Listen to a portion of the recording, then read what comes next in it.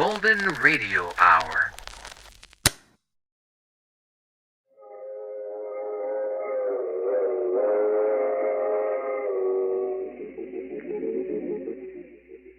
The Mysterious Traveler.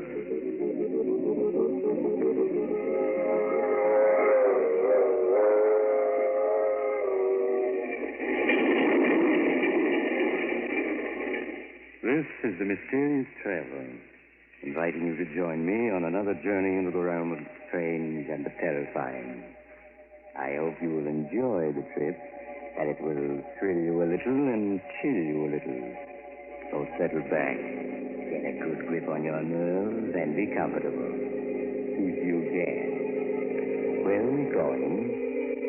Well, we're going to join Walter Cabot as he takes a little excursion into crime. I call the story Murder Goes Free.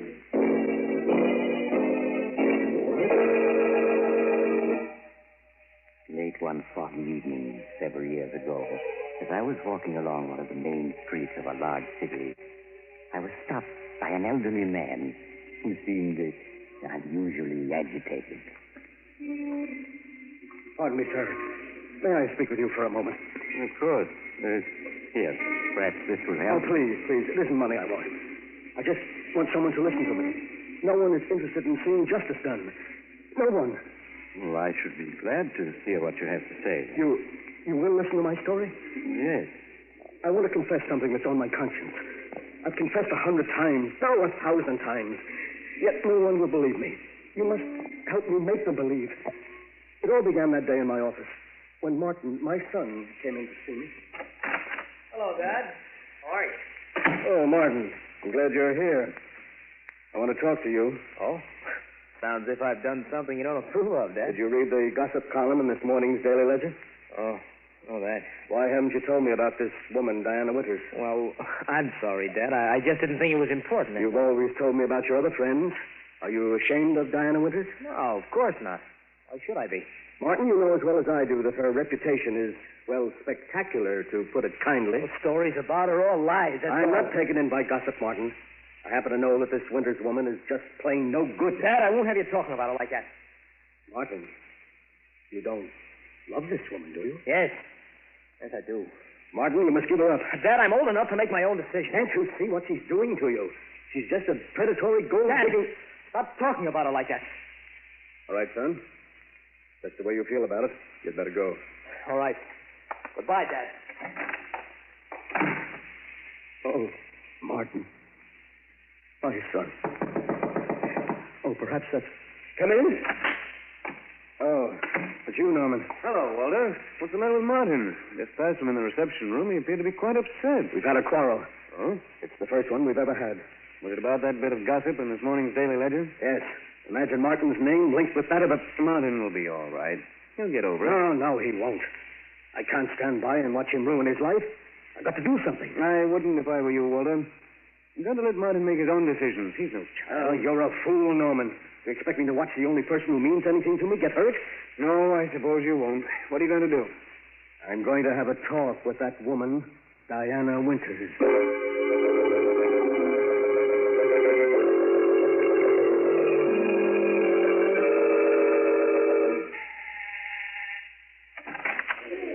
Hello. Oh, good evening.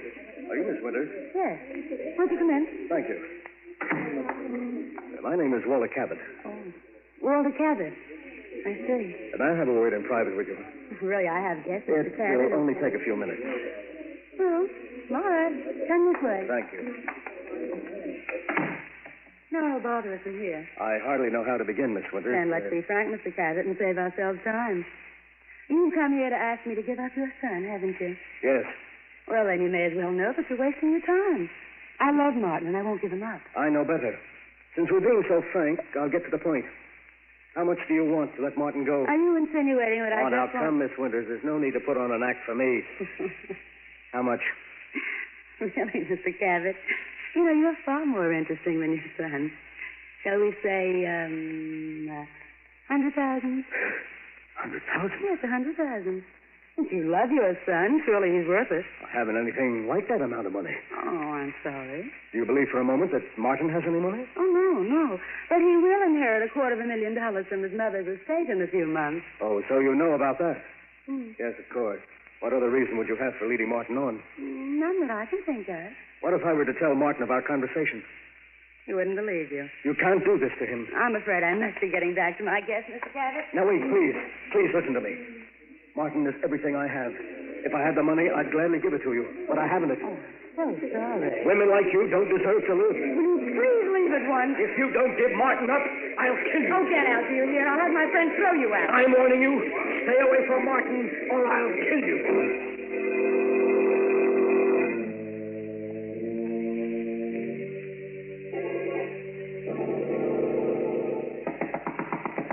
Come in. Dad, Diana told me you tried to bribe her to give me up. Is that true? Yes, Martin, it is. You did that after I told you I loved her? Yes, because I know she doesn't love you. And why weren't you able to buy her off? Because she wanted $100,000. You're lying. She never asked you for 1 cent. Have you ever known me to lie to you? Dad, I told you I was fully capable of making my own decisions, and I meant it. An hour ago, I asked Diana to marry me, and she accepted. You're going to marry her? Yes. Just a few days. So you're going to ruin your life for a cheap gold digger? Dad, I told you not to speak about her like that. If you feel differently, Diana and I will be happy to see you. Get out. Get out, do you hear? All right, I will. After all these years and everything I've tried to do for him. Well, Walter, were you able to do anything? No. I'm not going to let him ruin his life, do you hear? But what can you do? If there's no bride, there can be no wedding. If there's no bride? Walter, you don't mean you... Why not? You think of anyone who deserves less to live? You're mad. For years, my hobby has been the study of famous murders. I've studied hundreds of cases closely. In each case, I was able to pick out the flaw that prevented it from being a perfect crime. And then one day, I began to work out a perfect crime for myself. Walter, what are you saying? I was merely doing it for fun, just as some men do crossword puzzles. But, Norman, I did hit upon a way to commit a perfect murder. And now I have a motive. You must stop talking like that, Walter. There's no such thing as a perfect crime. You're wrong, Norman. And I'm going to prove it. Walter, can't you see that what you want to do is insane? It's far better that Martin marry that woman than for you to become a murderer. No. If Martin were to marry that woman, it would be the end for both of us. At least this way I can be certain that his life won't be ruined. And that's all that counts. As for the police, Norman, they'll never catch me. Never.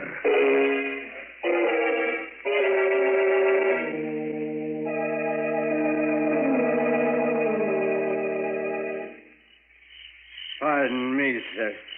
Can you tell me the name of this horrible place? There ain't nothing horrible about Valley Springs, stranger. 1,242 people think it's mighty fine village. I've never seen an uglier place. What do people live here for? Been drinking, haven't you? Well, I'm warning you, mister. You'd better stop insulting this village, or I'll run you in. I'm the village council. Oh, so you're gonna get rough, eh? Well, take this. Hey, I'll learn you to push the law around. You're under arrest for drunkenness and disorderly conduct. You and me are going to see George Hutchins, Justice of the Peace.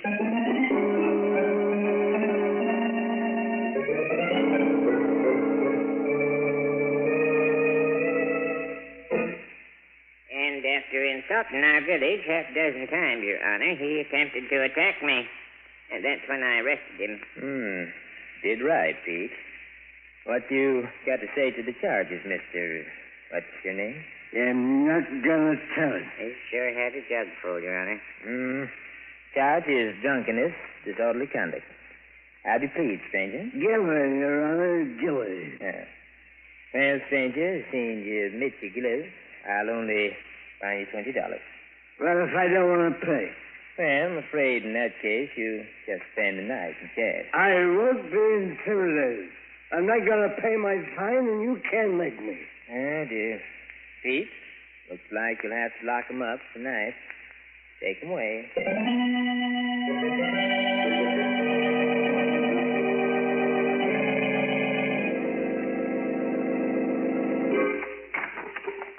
Well, stranger, now you can see what the inside of our jail looks like. Good. It still ain't too late to pay your fine. Don't you want to pay it and sleep in a nice, soft bed? No, I like it here. Which of the two cells is mine? Well, you take the one on the right. I'll sleep in the other. I got to guard you. Go ahead, get in so I can lock the door. Just as you say, Constable. Now, I don't want to hear anything out here till morning. I'll have enough trouble sleeping in here without you bothering me. I'll be so quiet, Constable, you won't even know I'm here. You dream.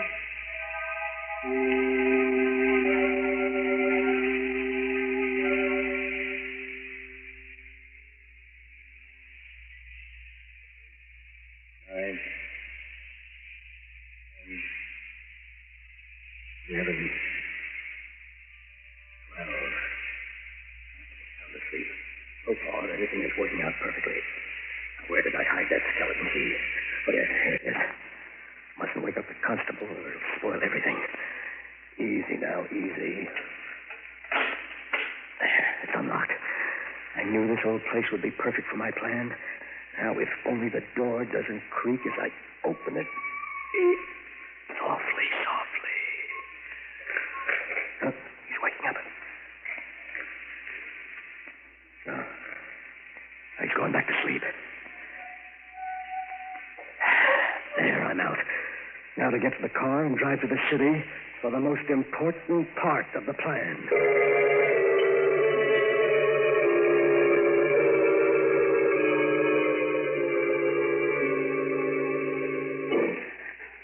Who's there?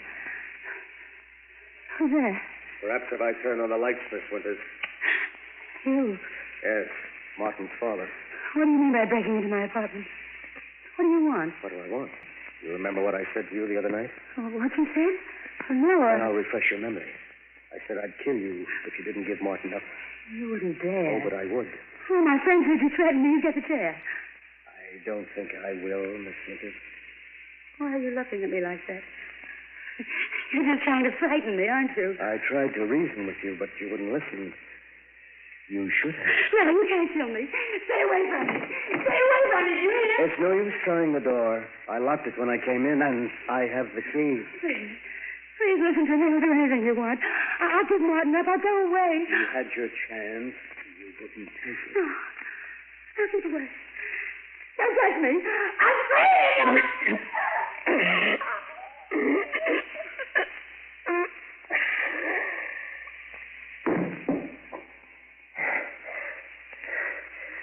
There.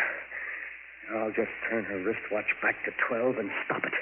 The exact time I was being arrested in Valley Spring, and my son is free. Free!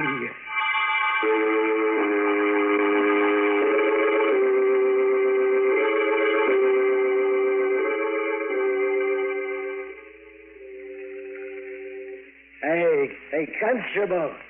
Constable, wake up, wake up. I want another drink. Wake up, will you? Wake up. What's all this noise about? Oh, my back. Hey, what's the idea waking me up, boy? It ain't even dawn yet. I want another drink, and I'll take it straight. Oh, go to sleep, you hear? It's 4 o'clock, and you ain't getting out of here until late in the morning. You got 4 hours yet. Now, I don't want to hear any more out of you. Oh. Just as you say, Constable. Anything to oblige a gentleman. 4 hours more.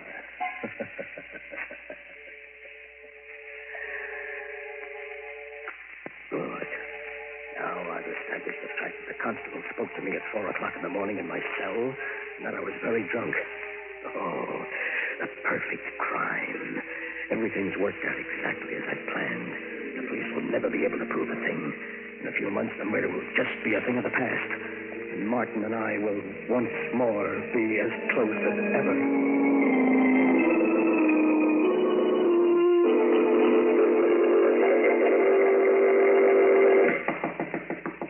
Come in. Oh, hello, Kelly. Well, how's the DA's office this morning? Well, so I finally caught up with you. My partner told me a few minutes ago that you've been looking for me. Looking What's on for your you? That's putting it mildly. There's been a 5-state alarm out for you for the past 24 hours. What? Where have you been the last few days? I've been vacationing at a small resort 100 miles upstate. Kind of sudden vacation, wasn't it? What? Even your partner didn't know where you were. Well, I went there on the spur of the moment. Oh, you did, huh? Yes. And where were you on the night of the 22nd? The night Diana Winters was murdered. Say, I read about that, Kelly. That's rather an Stop stalling. Where were you? Frankly, Kelly, I don't recall where I was that night. I'm afraid I was a little drunk. You're going to have to do better than that for the DA. Oh? Well, I'm afraid I won't be able to. I really can't remember where I was that night. Cabot, I think you're going to wind up in a place you're not going to like. In the chair. Get your hat. We're going down to headquarters. That sounds serious. Well, look, do you mind if I speak to my partner and explain matters to him? That won't be necessary. You'll be able to read all about it in the papers. And believe me, it isn't going to make pleasant reading.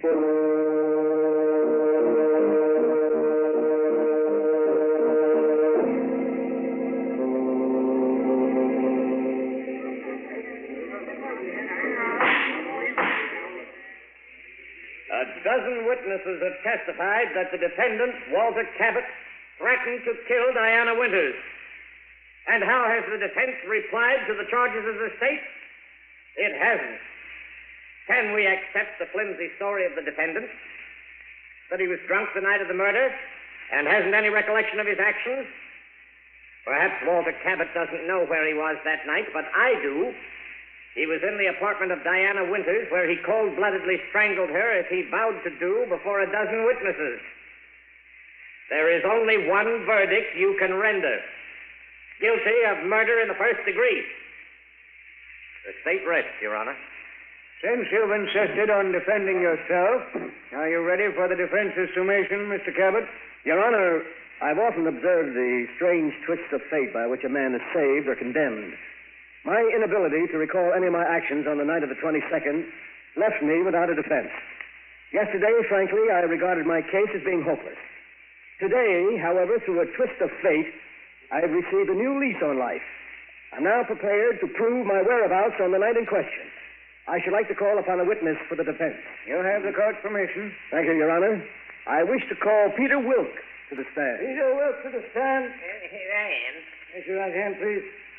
You solemnly swear to tell the whole truth and nothing but the truth to help you God? I do. State your name and occupation, please. Peter Wilk. I'm constable for the village of Valley Springs. Mr. Wilk, will you tell the jury exactly what you told me this morning? Well, yesterday, George Hutchins, he's our justice of the peace, and myself were looking at a city newspaper. And in it, we see a picture of a man, Mr. Cabot, right on the front page. It says he's being tried for a murder committed on the night of January 22nd. Well, George and me recognizes him right away as the fellow we locked up in our jail that night on a drunken and disorderly charge.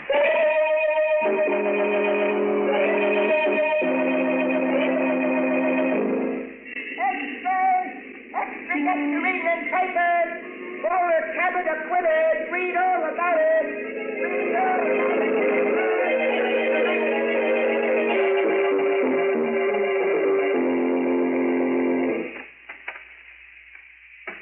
Martin. Hello, Dad. How are you, son?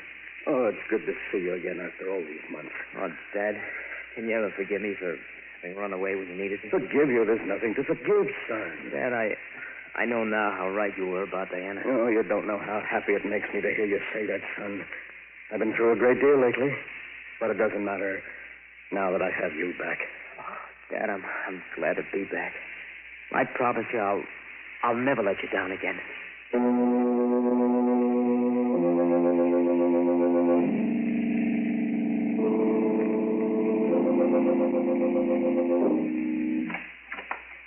hello, Kelly. Come in, have a seat. Been quite some time since I've seen you. Yes. Last time you were here, you put the cuffs on me for the Winters murder. Well, mistakes will happen. Anything on your mind, Kelly? No, nothing special. Just friendly call. Oh. Well, thanks for dropping in, Kelly. Oh, by the way, Have you seen the latest edition? I know. Anything of interest happen? Yeah, you might find it interesting. It could mean a client for you. Oh, really? What's happened? Well, here's the late paper. Read it for yourself. Oh, thanks. New suspect held for Winters' murder. Oh, no. Oh, it can't be. Why not? If you didn't kill Diana Winters, someone did. And we've got that someone down at headquarters. But you must be mistaken. What evidence have you got? Evidence? Yes. Oh, well, we can prove the guy we've got was at Diana Winters' apartment that night. What's that? But he was seen leaving just after midnight, after a whale of a quarrel with her. Quarrel? What about? Oh, usual thing. We both know what Diana was. Two-timing gold digger. Yes, of course. She had plenty other boyfriends than your son. Only none of them knew about the others. But Yes, that night, the guy who killed her found out a few things about her and bumped her off. No. I don't believe it. I told you he left right after midnight, didn't I? That's right. Well, her watch was found on the floor where she dropped it during that fatal struggle. Stopped just at 12. And that watch is going to hang the guy. We may have been wrong in your case, but this time we have the right man, and we'll make it stick, even though the evidence is circumstantial. Well, I'd better be running along. Good night.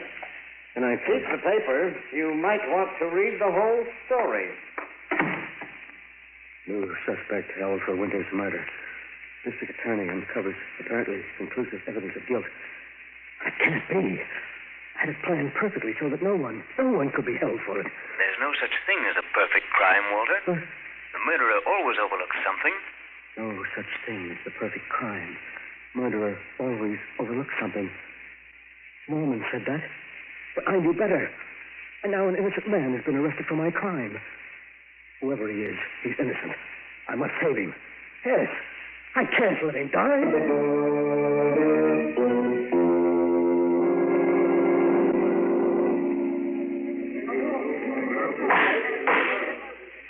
Gentlemen of the jury, you have reached a verdict. You have found the defendant guilty of murder in the first degree. Silence in the courtroom. No, it can't be. You're wrong. Silence in the courtroom. I'll have it cleared. Mr. Cabot, you'll kindly refrain from such outbursts. But, Your Honor, I protest. The evidence submitted by the state was purely circumstantial. There was no real... May I remind Mr. Cabot that this case may be appealed. Your oratory is quite uncalled for. But the prisoner is innocent, Your Honor. You haven't any right to... Another such outburst, Mr. Cabot, and I'll hold you for contempt of court. Your Honor, the defendant was convicted on purely circumstantial evidence. But I have positive proof of his innocence. Why did you wait until after the jury rendered a verdict to make this statement? I hoped, Your Honor, that the defendant would be acquitted and I wouldn't have to reveal my proof of his innocence, but I would like to do so now. Yeah, this is highly irregular, Mr. Cabot. But since the jury has already rendered its verdict and cannot be influenced, you may proceed. Thank you, Your Honor. I know for a certainty that the defendant is not guilty of the murder of Diana Winters. For it was I who committed the crime. In the courtroom. Mr. Cabot, you say you confessed the murder of Diana Winters? Yes, Your Honor. I and I alone am responsible for her death. You must believe me. Mr. Cabot, only 3 months ago you were acquitted of the murder of Diana Winters. You well know that a man may be tried only once for a crime. This confession now can do you no harm. The court sees your confession as being motivated only by your desire to see the defendant go free. No, Your Honor, that isn't true. I did murder Diana Winters. Then I broke her watch, and I set it back to 12 o'clock. You must believe me, you must. Bailiff, have Mr. Cabot escorted from this courtroom. Prisoner will remain in his cell. No, wait, Your Honor. Listen to me. He isn't guilty. I'm the one who...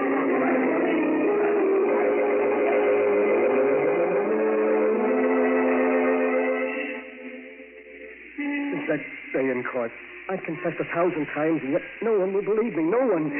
But you, sir, you will help me, won't you? We can't let an innocent man die for a murder I committed.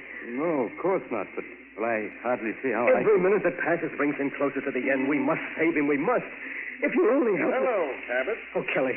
I was just telling this gentleman here my story. We can't let an innocent man go to the electric chair. Kelly, you're a smart man. You believe I murdered Diana Winters, don't you? Yes, I do. You do? Then you'll help me save him? People wouldn't believe me any more than they do you. But they would, Kelly, they would. Why should they believe your story? You can't be tried again for the murder of Diana Winters. And what man in your position wouldn't confess to save his own son? But he's innocent, Kelly. Martin, my son is innocent. He was convicted only because he was near her apartment that night. And now there's so little time to do anything. The execution is set for midnight, and it's already... It's 12. Already. No. I'm sorry, Cabot. May his soul rest in peace. Oh, my son.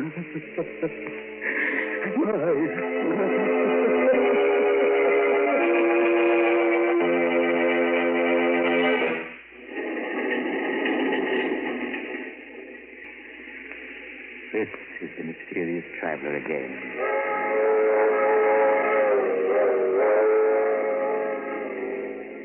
Did you enjoy our little trip? Too bad about poor Walter Cabot, wasn't it? Such a brilliant man. But his own intrigue sent the one person he loved to the electric chair. As the city hall clock tolled midnight, Walter Cabot must have heard his partner's warning. There is no such thing as the perfect crime. The murderer always overlooks something. So, if by any chance you're contemplating murder, I suggest that you stop and think it over. Lest you'll find to your sorrow that you... Oh, you're getting off here. I'm sorry. But perhaps we'll meet again soon.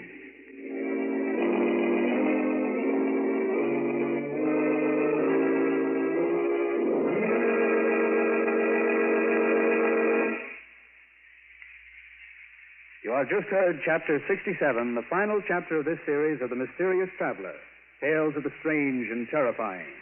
In tonight's story, Murder Goes Free, Ed Latimer played Walter Cabot, Tony Barrett played Martin, and Irene Winston played Diana. The Mysterious Traveler is written by Bob Arthur and David Cogan, and original music is played by Henry Silverne. The entire production is under the direction of Jock McGregor.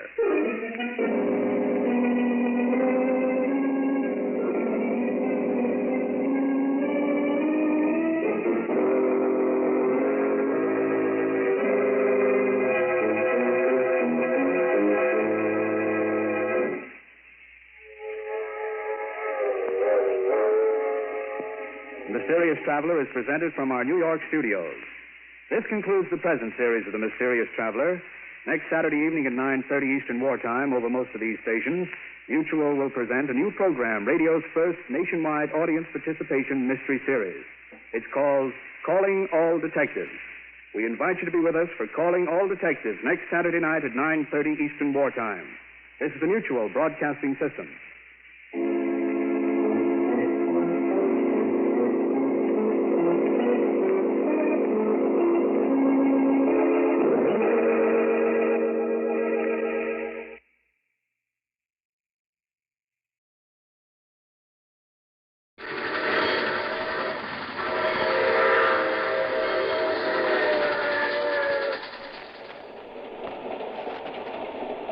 The Mysterious Traveler.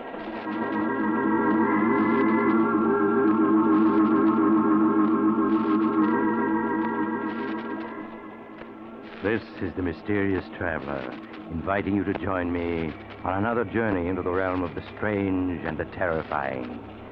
I hope you will enjoy the trip, that it will thrill you a little and chill you a little.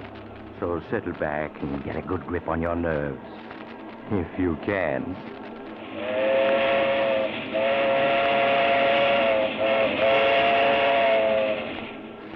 Where are we going? Why, we're going to pay a visit to the home of Albert and Louise Jordan. As nice a couple as you'd hope to meet. In a story I call... Death is the Visitor.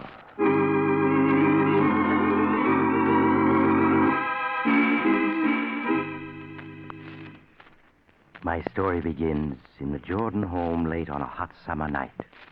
Albert Jordan is asleep. and is having a nightmare about his mother-in-law. No.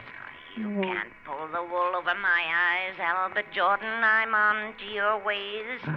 Think that my only child was foolish enough to elope with you. But you made her do it, Albert. You made her. No. She wanted... As long as I'm alive, she'll be protected from you. Albert, are you listening? Leave me alone. Please. Darling, wake up. What is it? You were having a nightmare, dear. You don't want to wake Mother up. She needs a good night's sleep for a trip tomorrow. Oh, yes, the trip. I wish it was tomorrow already. She was gone.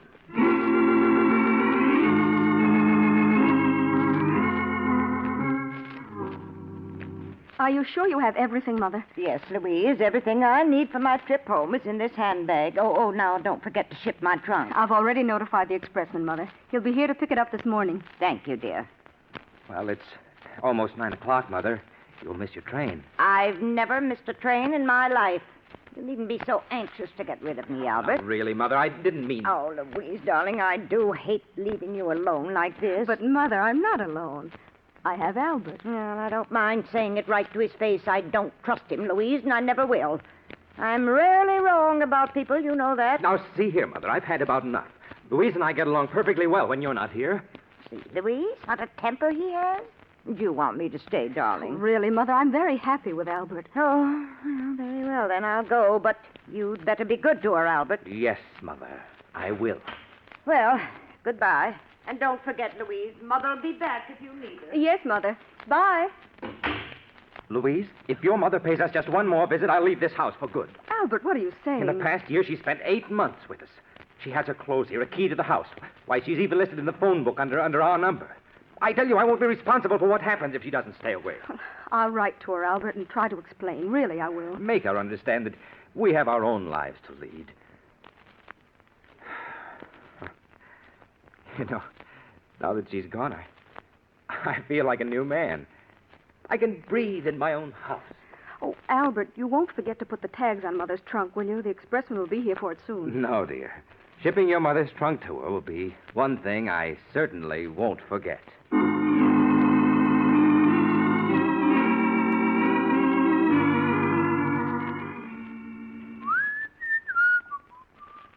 Let me see. This is Hortense Murdoch.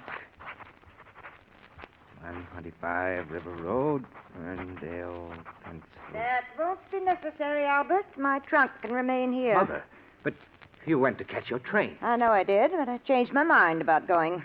I won't leave my little girl alone. Why are you looking so startled, Albert? Are you hiding something from me? No. No, of course not. Where's Louise? She went downtown an hour ago. She should be home soon. I'm sure at least she'll be glad to see me. Oh, you haven't locked my trunk yet. That's good. So you've come back. Again. You've always wanted to get rid of me, Albert. Keep me away from my only child, but I refuse to give her up. Yes, I've come back, Albert, and I'm staying for good. Frankly, I don't trust you. You don't trust me? No. I don't even know your background. For all I know, you may have criminal tendencies. There's a certain amount of the criminal in all of us.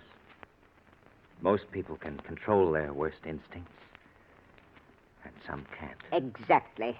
And I'm here to see to it that no one harms Louise. But, Mother, who's going to look out for you? Albert, why are you looking so queerly at me? Are you sick? Yes, Mother, I'm sick. Sick of the sight of you. Albert, stop looking at me that way. Why, you seem like a different person. I am, Mother. You've made me different, and now you must take the consequences. Albert, stay away from me. Don't you dare come near me. So you would keep coming back, Mother. Well, you came back just once too often. No, Albert. Don't touch me. Albert, You should have taken that train, Mother. But at least now, I know you won't be coming back ever again.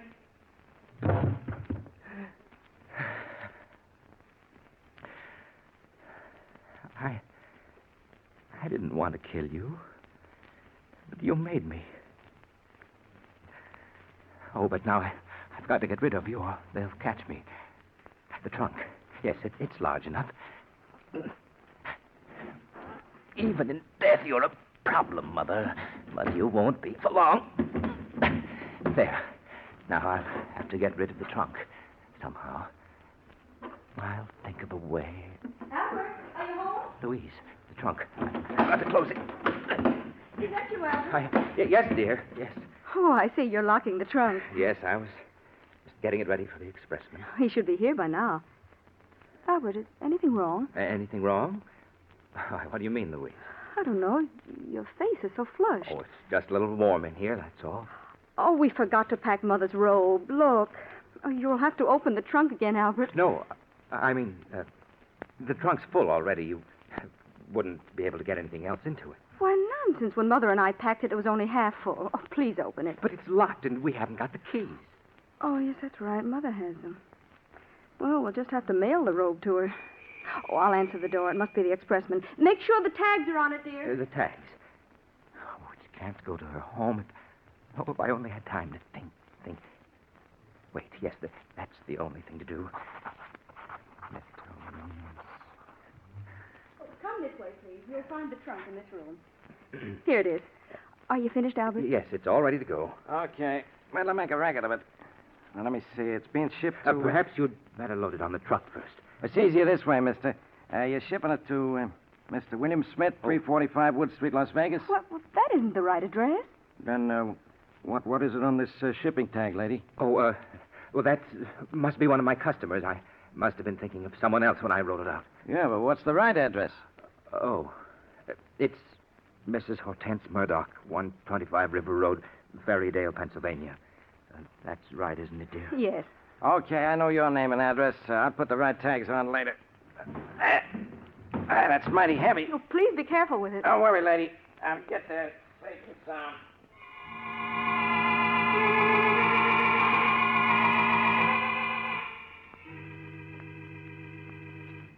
Albert, did you get the mail just now? Yes, dear. Is there a letter from Mother yet? No, just a few bills. Oh, I'm really worried. It's a week now and no word from her. But you mustn't worry, Louise. I'm sure she's all right. Why, Albert, you're even worried yourself about her. You look so upset. Oh, I'll answer. I'll come with you. Maybe it's a special delivery from Mother. Yes? Hey, good morning. I got a trunk here for you folks. What? It's Mother's trunk. Yes. You always wanted to get rid of me, Albert. But I've come back, Albert, and I'm staying for good. Bring it in, won't you, please? Okay, lady. There you are. But I don't understand. Why should Mother send her trunk back to us? Would you mind signing for it, Mr. Jordan? What? Oh, yes. Here you are. Thanks.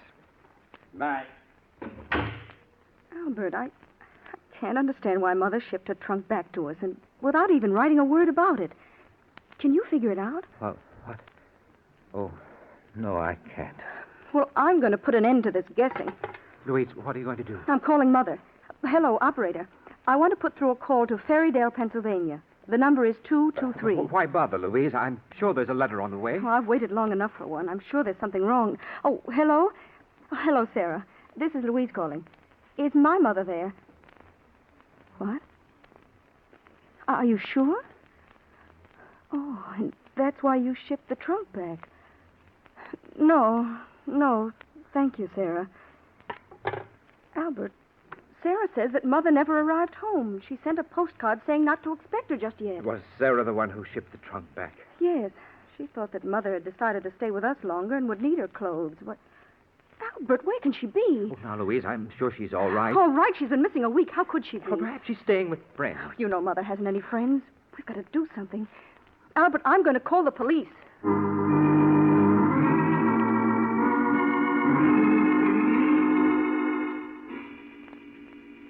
The police investigated, but they had no clues, so they didn't learn anything. And George got rid of the embarrassing trunk just as fast as he could. Telling Louise he was going to put it into storage, he took it to a trucking company to ship it as far away as it could go. It was the only thing he could think of to do. All right, I got it straight, I guess, now. Mr. Richard Jones, 65 Ocean Avenue, Los Angeles. Is that right? Yes, that's right. He's my brother. Yeah, and your name is, Martin Jones. Yeah? 1635 Sherwood Road, Riverdale, New York. Jones, Sherwood Road, Riverdale. All right, Mr. Jones, now let's see. That'll be $18. Oh, well, here's 20. Keep the change. Oh, thanks, Mr. Jones. Here's your receipt. It'll go out right away. There's a truck leaving tonight. Don't you worry. This trunk will get to Los Angeles all right. That's fine. It'll be quite a load off my mind when it's gone.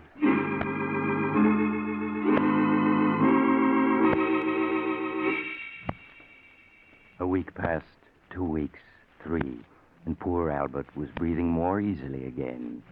Until one morning when something most unexpected happened. Louise, darling. Yes, Albert. Oh, darling, I have a present for you. Some flowers. Just saw them and thought you'd like them. Thank you, Albert. You're very thoughtful.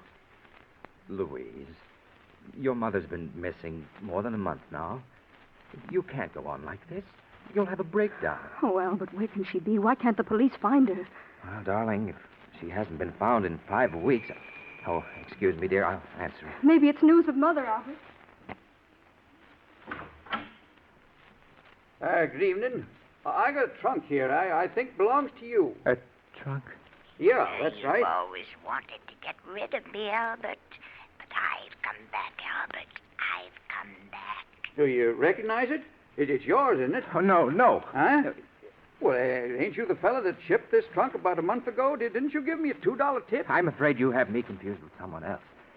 Don't you know where the trunk goes? Well, no. You see, it's come all the way back from California. It seems there wasn't no such address where this was shipped to. Surely it had a return address. Yeah, but the trunk got wet. The return address kind of washed off, so it came back to the office where it was shipped from. Oh. But what makes you think it belongs here? Well, you see, I kind of did a little detective work. The initials stamped on the trunk are HGM.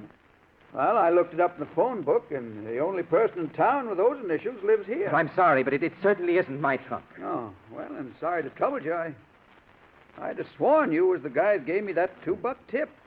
Where will you take the trunk now? Oh, it'll be put to the unclaimed baggage, and then in a few months it'll be auctioned off. Auctioned off? Yeah. You'd be surprised what you sometimes find in them, just like a grab bag game. Well, sorry to trouble you. Oh, wait a minute. Huh? What did you say those initials were? HGM. HGM. What? They're my mother-in-law's initials. Her name is Hortense G. Murdoch. Well, sure. That was the only name in the book with those initials. That's why I came here. Well, that was a very clever piece of detective work. Yes, of course it's her trunk. I don't know why I didn't recognize it. Well, you know, trunks, they kind of look alike. Yes, that's right. Well, bring it in.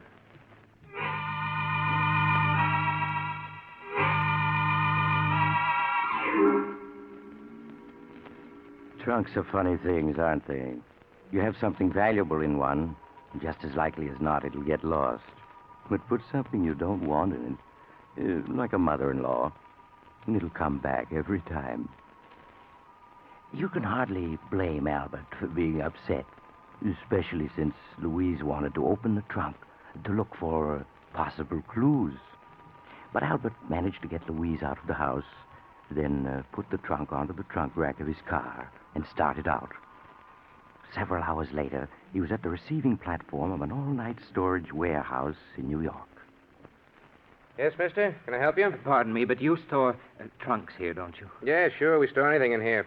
You want to store that trunk you got there? Oh, yes, please. Okay, I'll make out a ticket.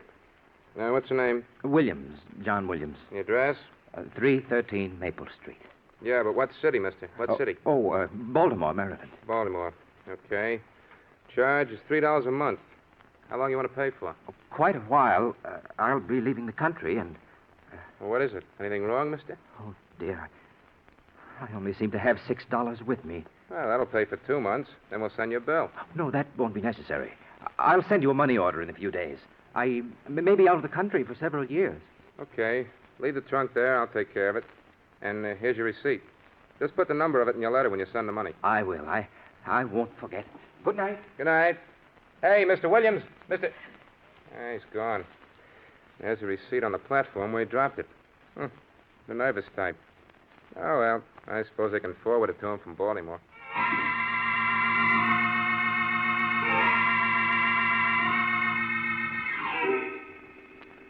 When Albert found he'd lost his receipt for the trunk, he was badly upset at first. That meant he couldn't send any money for future storage charges. But after all, there was no identification inside it, and he'd rubbed Mother's initials off the outside this time. So how could anyone trace it back to him? Especially since they'd be looking for him in Baltimore. So in a few weeks, Albert was himself again. Except for a nightmare once in a while. After all, what do I know about you, Albert? You may have criminal tendencies, and I'm going to protect my daughter from you. Yes, I've come back, and you're not going to get rid of me. Do you hear me, Albert? I've come back to stay. No. Leave me alone. Leave me alone. I tell you. Albert! No. Albert, wake up. What is it, Louise? You were moaning in your sleep, dear. You must have been having a nightmare. Oh, yes, I was. But it's not important. It's just that midnight snack I had. Go back to sleep, darling.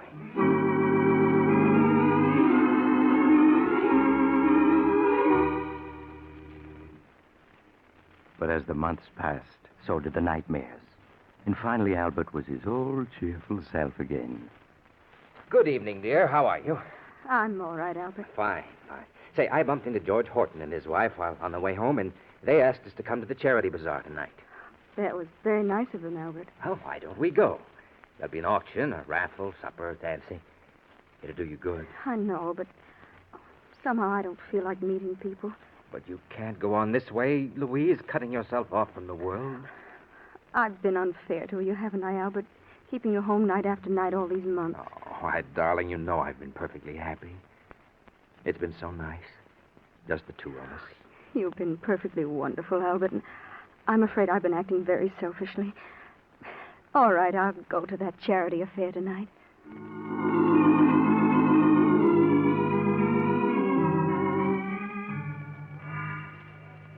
Now, what am I bid for this beautiful antique lamp? Do I hear a dollar? Do I hear a dollar? I'll bid $1. Ah, there we have a lady with a real sense of beauty. Now, do I hear $2? Do I hear $2? Well, good evening, George. Well, hello, Albert. Hello, Louise. Hello, George. Say, I'm sure glad you two came. Missed you both a lot these past months. Well, I hope you'll be seeing more of us. Hey, we've got quite a crowd here tonight. Oh, yeah. We hope to raise quite a bit of money. Say, that auctioneer's a genius. Come on, let's get a little closer. All right. Now, that gentleman over there, the one with the superb eye for beauty, bids $5 for this lamp. Do I hear $5.50? Your last chance, ladies and gentlemen, going at $5 once, going twice, sold to the gentleman in the tweed suit, and very fortunate he is. That lamp couldn't have cost more than $3 when it was new. Well, now we come to the raffle. The raffle? Yeah, the raffle for a mystery prize donated by yours truly, George Horton. Oh. Better let me sell you a few tickets, Albert. They're only 50 cents each. No, thanks, George. We just came to be sociable. Better take a chance. No telling what you might win. Now, next, ladies and gentlemen, we come to the feature of the evening. A raffle for a mystery prize, which I have hidden here beneath this canvas cover. Now, I'm going to lift this cover and show you a locked trunk. Now, take a good look at it. The trunk. Oh, no. It can't be. It is. She's come back again. Yes, Albert, I've come back, and I'm going to stay for good this time. Oh, no. Now, this is no ordinary trunk, ladies and gentlemen. It was donated by a gentleman who bought it for storage charges. Now, who knows what it contains? Perhaps the crown jewels of old Russia. Or better still, a case of scotch. Now, take a good look at it and try to guess. Albert, you're so pale. Is there anything wrong? No, of course not. George, where did you get this trunk? Oh, that big storage place in New York. You know, on the east side.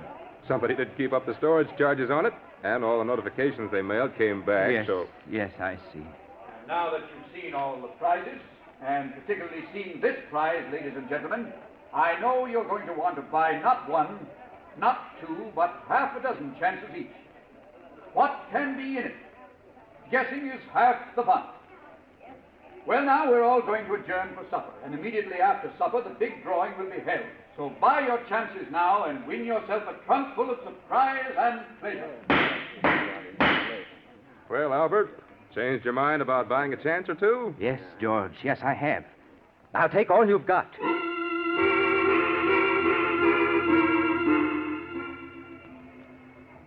Albert, I don't understand you. You've bought every chance that was left on that trunk. Louise, I know what I'm doing. What on earth do you want with an old trunk that looks a lot like Mother's trunk, doesn't it? Oh, no, I don't think so. But of course it does, Albert. It's the same make and color. It has the same dent there. But it couldn't be. Of course not. The idea is absurd. Darling, you're acting so strangely. You didn't eat any supper, and For now heaven's sakes, Louise, will you stop nagging me? I'm sorry, Albert. Hello. Feeling pretty sure you're going to win it with all those tickets, huh, Albert? I hope so. I knew the mystery of it would get you. Say, I'd even got a ticket on it myself. So you'll have some competition. Oh, I'll win it. I've got to. Well, I did my best. I picked out the heaviest trunk the place had for sale. So I don't want the winner to blame me if he doesn't like what he finds. And now, ladies and gentlemen, we're ready for the feature of the evening, the drawing for the locked mystery trunk. Now, my assistant has put all the ticket stubs in the wire wheel, and so I spin it thus. Round and round it goes, and where it stops, nobody knows. Now, the stubs are thoroughly mixed, and I stop the wheel so that this lovely young lady may reach in and withdraw the number of the lucky winner. Now, will you open your eyes, please, and read the number that you have drawn? Number 38. Number 38. Number 38. Number 38 is the winner. Is the holder of number 38 here, please? Yes, I have it. I've won. I've won. Well, good for you, Albert. Congratulations, sir. May I have your ticket, please, so that I may compare it with the stub that the young lady drew? Yes, of course. Here it is. Thank you. Now, I place the ticket and the stub together, and we... What is it? I'm very sorry. I'm afraid an error has occurred. An error? What do you mean? The young lady misread the winning number. It is number 33, not 38. No, you're lying. I won. The trunk's mine. Now, I'm sorry, but mistakes will happen. Ladies and gentlemen, I must make a correction. The winning number is 33. Is the holder of number 33 present? Oh, yes. Well, that's my number. Well, hard luck, Albert, but I guess you don't win after all. Now, may I have your ticket, please? Yeah, sure, here. Thank you very much. Now, ladies and gentlemen, the lucky winner, purely by chance, is the gentleman who donated the prize, Mr. George Horton. And congratulations to you, sir. And I hope you'll open the trunk now and let the rest of us know what we missed out on. I certainly will. No, he can't open it. You haven't got the key. No, but I have a bunch here that I borrowed from a locksmith, and one of them's bound to work. But you mustn't open it. George, I'll buy that trunk from you. But I don't want to sell. Hey, I want to know what's in the trunk. That's where the fun comes in. I'll give you $100. You can't refuse. 100? Well, if you want it that bad, all right. I'll give you my check tomorrow. Yeah, but there's one condition. Condition? Yep. That you open the trunk here so we can all see what's in it. Oh, no, I won't do it. Well, then the deal's off. Sorry, Albert, but curiosity has the better of me. Oh, come on. George, please, listen to me. Sorry, Albert, sorry. Just a minute, everybody. As soon as I find one of these keys at bed, I'll... I told you I'd come back, Albert, and I have. You should have known I would. Oh, no. Darling, you're not well. Let's go home. No, it's no use. It's just no use. What on earth do you mean? You'll never be rid of me, Albert. Never. I've come back to stay this time. I think I've got it. Yeah, this key seems to be turning. Wait. Matter, what is it? You mustn't open it. Oh, Albert, fun's fun, but after all... I had something to tell you. She's beaten me. I can't keep it hidden any longer. That's right, Albert. Tell them it's the only way you can ever be rid of me. Go on, tell them. Well, Albert? I did it. I killed her. Did what? Killed who? Albert, what are you talking about? I killed Louise's mother. Her body is in that trunk. Oh, no. Albert, that's a very poor joke. Oh, it's no joke. I thought I could get rid of her, but I can't. She keeps coming back and coming back and coming back, and I can't stand it any longer. Go on, open the trunk now. You'll see I'm telling the truth. Go on, open it. All right, we will. Please stand back, everybody. Come on, stand back, all of you. Auctioneer, help me, will you? Yes, sure, Mr. Horton. I'll undo this catch now. There. All right, now lift her. Albert, this trunk. Why, there's nothing in it but old books.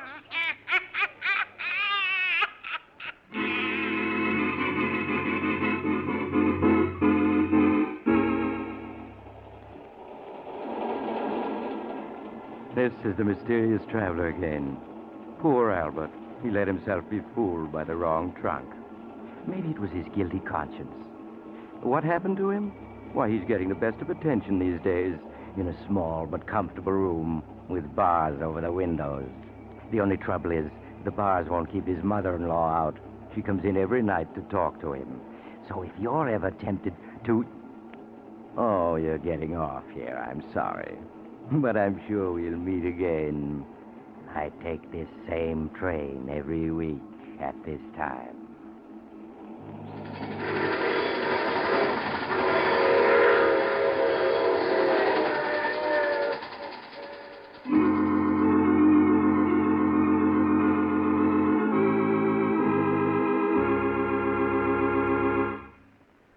You've just heard The Mysterious Traveler, a series of dramas of the strange and terrifying.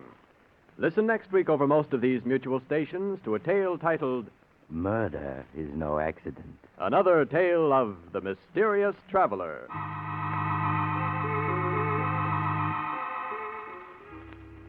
The Mysterious Traveler is presented by the Mutual Network from our New York studios. Russ Dunbar speaking. Stay tuned to this station for another exciting crime drama. True Detective Mysteries, which immediately follows station identification. This is the Mutual Broadcasting System.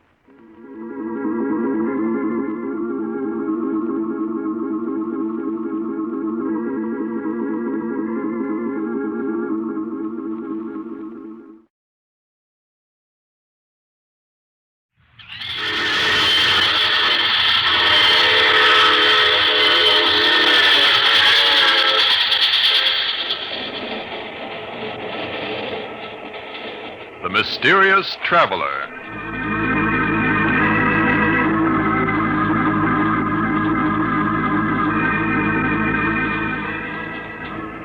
This is the Mysterious Traveler, inviting you to join me on another journey into the realm of the strange and the terrifying.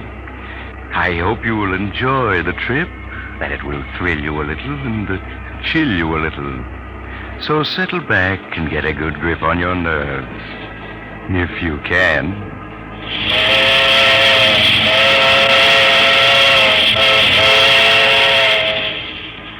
Where are we going? Why, today we're going to accompany Mr. Harvey Benson through a fateful 24 hours of his life in a story I call No One on the Line.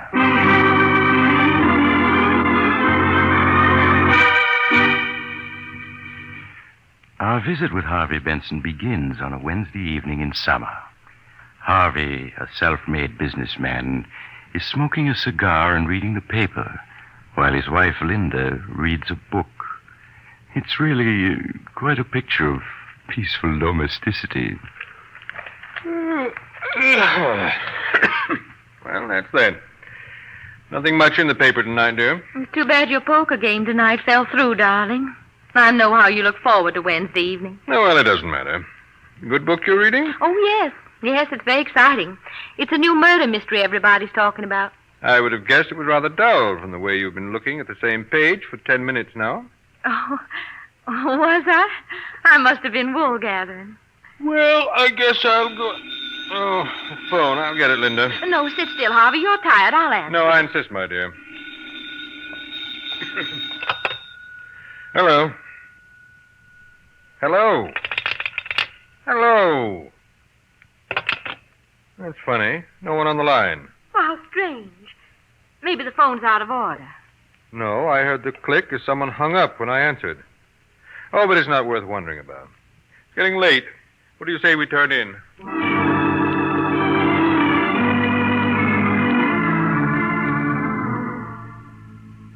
And now we join Harvey again at breakfast the following morning.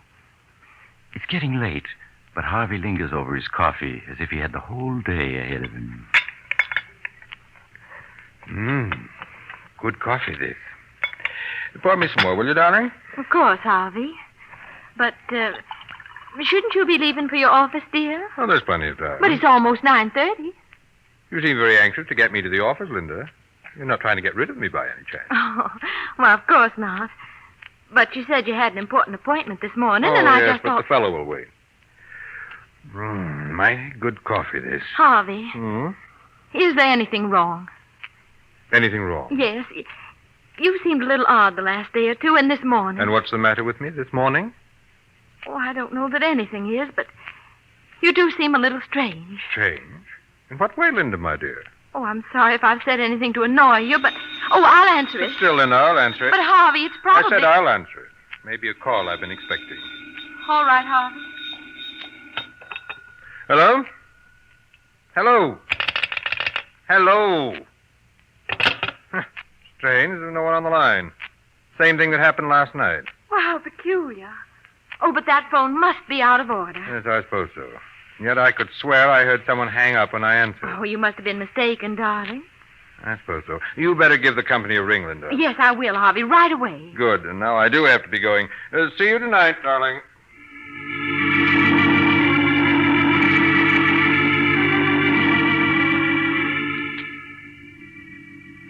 So now we accompany Harvey Benson to his office.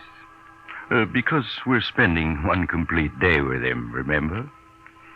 His office is large and luxurious, reflecting the success Harvey Benson has achieved in the world by hard work and constant vigilance.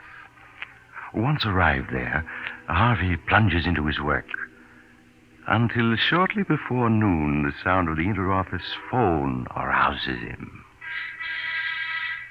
Excuse me, Mr. Benson. Oh, yes, Miss Johnson?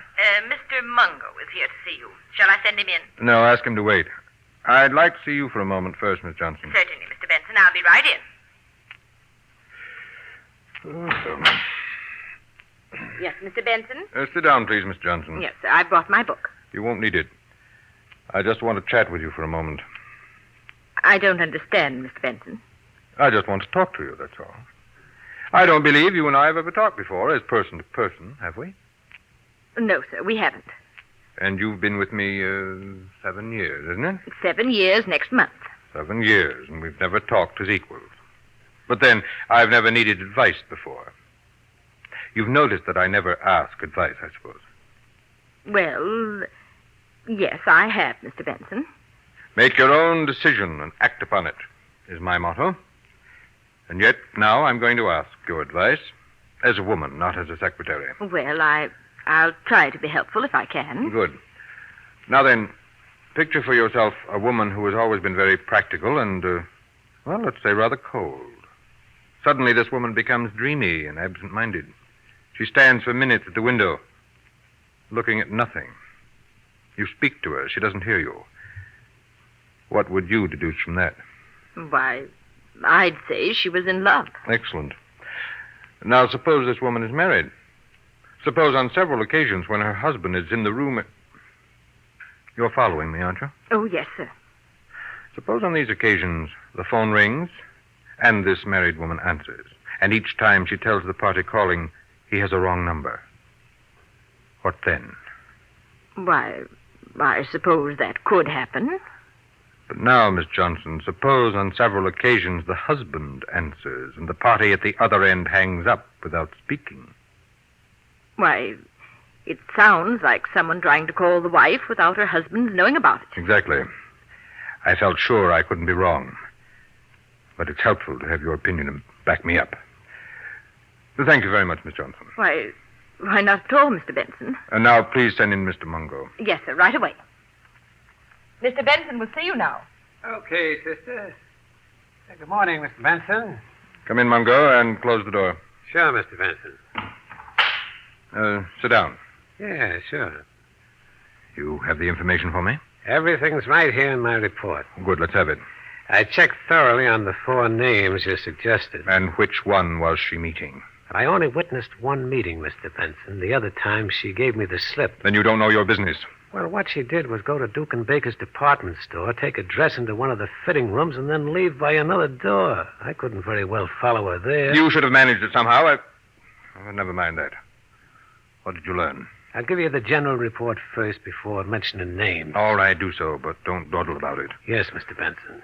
As you'll see, I've called the 4 individuals you suggested parties A, B, C, and D. Yes.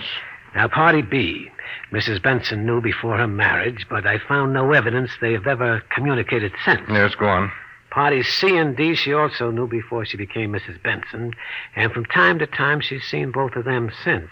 But those meetings appear to have been accidental. Maybe so. Get on with it. But party A, the architect one, I traced him back to Atlanta. That's his hometown. Yeah? She comes from Atlanta, too. Yes, they went to high school together, were sweet on each other for a year or two.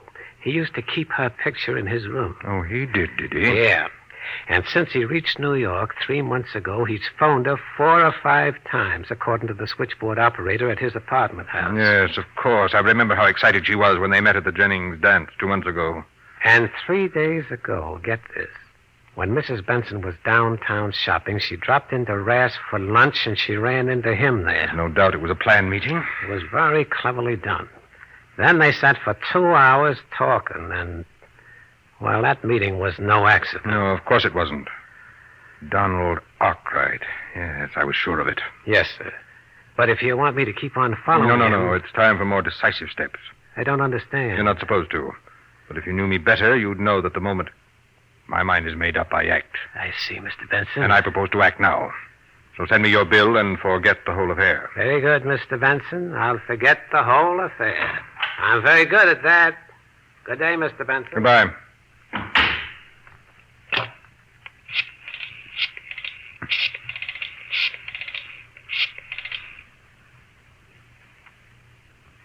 Hello, Donald Arkwright speaking. Oh, hello, Arkwright. This is Harvey Benson. You remember me, Linda's husband? Oh, yes, of course, Mr. Benson. How are you? Fine, thanks. I'm calling because I need an architect.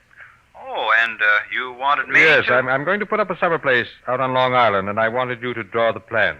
Well, that's great, Mr. Benson. Now, what kind of site have you? I'll do better than tell you. I'll show it to you. That is, if you're free to drive out with me this morning. Well, I do have an appointment. Cancel it. This will be well worth your while, I assure you. Well, all right, I will, Mr. Benson. Good. Then I'll pick you up in my car. Say about 45 minutes. All right, that'll be fine. I'll be looking for you. Good. I'll see you shortly then. We'll have lunch on the way. Miss Johnson. Yes, Mr. Benson? I'm leaving for the day. Cancel any appointments I may have.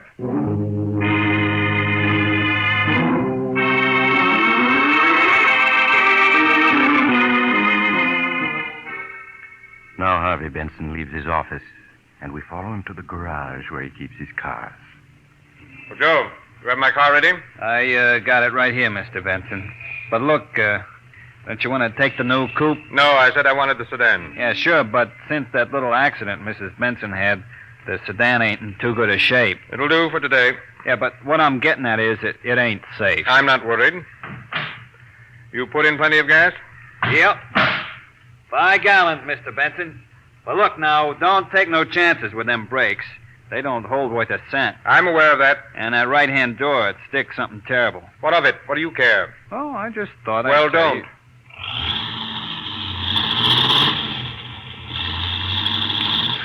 Golly, he's certainly in a hurry.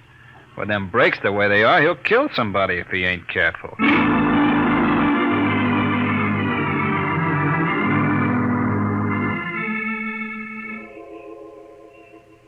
At 87th Street, Harvey Benson picks up his passenger, Donald Arkwright.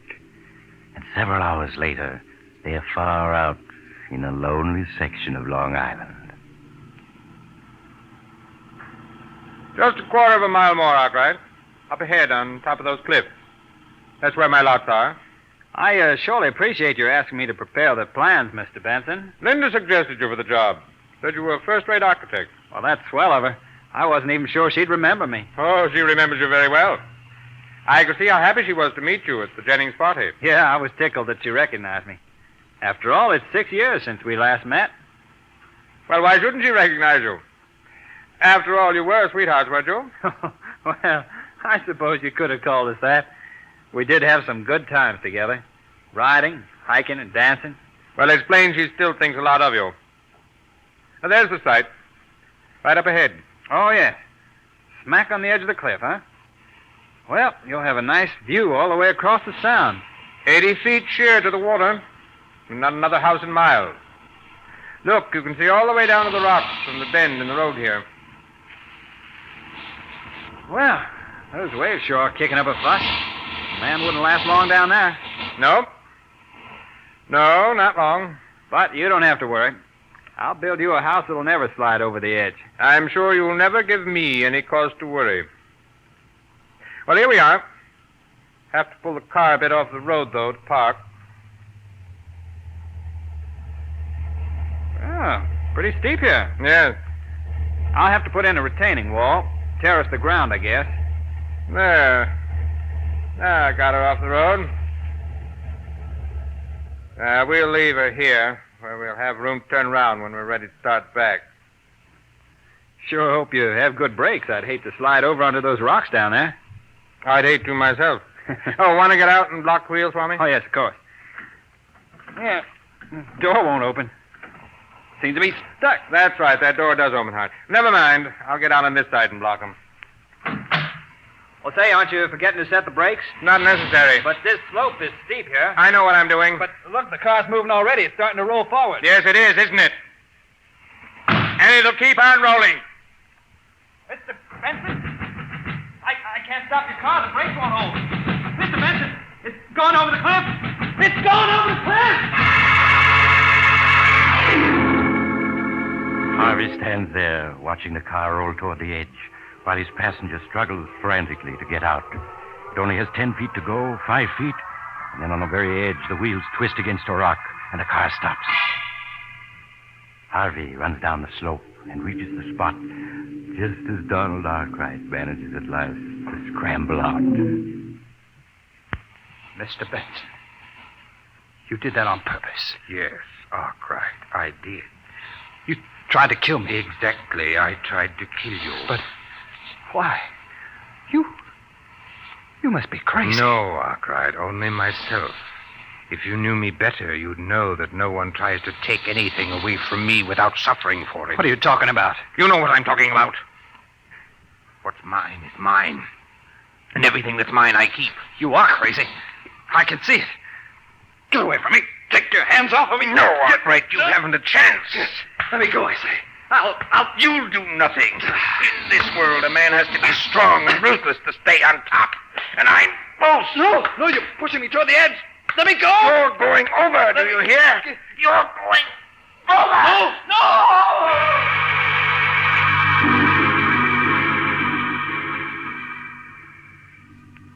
For a moment, Harvey stands, glaring down at the white-capped waters that have received his victim. Then he turns to the car. A quick twist of the steering wheel, a push, and the car is gone. Then Harvey turns away, back to the road. He walks a mile, 2 miles, 3, until he gets a lift from a driver who takes him to the nearest state police barracks, where State Police Sergeant Thomas hears his story. Mr. Benson, you say you got out of the car to block the wheels, and the car started rolling forward? Yes, Sergeant. Arkwright tried to open the door, but it stuck. The car was at the edge by the time he got it open. He jumped. But he was too late. I see. All right, I have the details straight. Oh, it was horrible, Sergeant. He was my friend. There was nothing I could do to help. Nothing. Yes, I understand, Mr. Benson. You were quite alone at the time? No witnesses? No, we were miles from the nearest house. Why do you ask? Well, because there's a Boy Scout camp about a mile from there, Mr. Benson. I thought some of the boys might have been within sight. Oh, no. There wasn't anyone in sight. I see. Well, I guess that's all, Mr. Benson. It's just about dark now, so we probably won't recover the body before tomorrow. I'll notify you the minute we do, so you can identify your friend.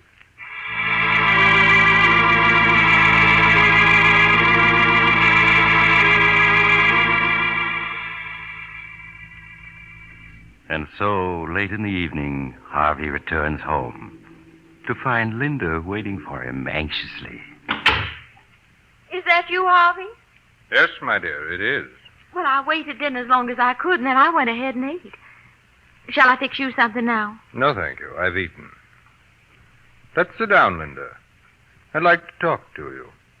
Why, of course, Harvey. Do you have the phone fixed? The phone?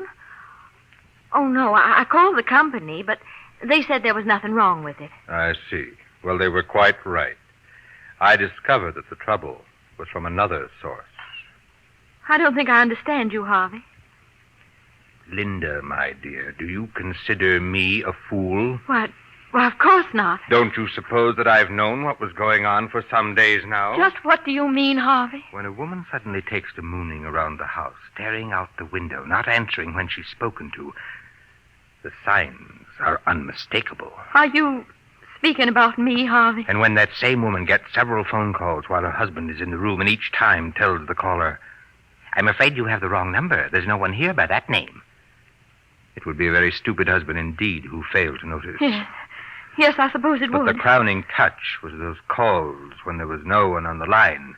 One several days ago, one last night, and now one this morning. But, Harvey, I answer and there's no one on the line. But who's there when you answer? That's what I want to know, Linda. Well, what have you to say? There isn't much I can say, Harvey. Oh, then you admit it. Those calls were from someone I wasn't supposed to know about. Someone you're in love with. Yes. Someone I'm in love with. Someone I've been trying to bring myself to tell you about. Someone you've been meeting at Tawdry Rendezvous. Nothing of the kind. We've met, yes. But they've been perfectly innocent meetings, lunch, and a walk in the park. Nothing worse than that. You're a fool to expect me to believe that. Yes, I suppose I am. And yet it's the truth. Well, it doesn't matter. But may I inquire what your plans are? I want a divorce, Harvey. So that you can marry this unknown who telephones you and then hangs up when I answer. Yes. And I'm sorry that ever happened. It was my fault. I suggested it. You see, I was afraid of you, Harvey. Afraid? Of me? Of your loving husband? I was.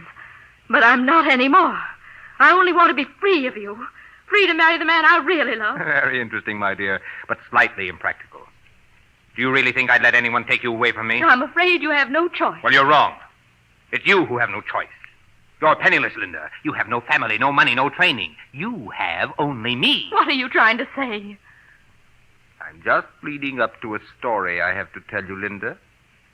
A very tragic story which occurred only this afternoon.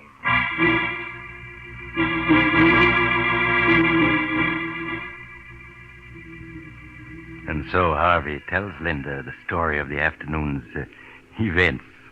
Well, not the true story, of course, but she guesses the truth as he speaks and recoils in horror when he is finished. Oh, you've killed him.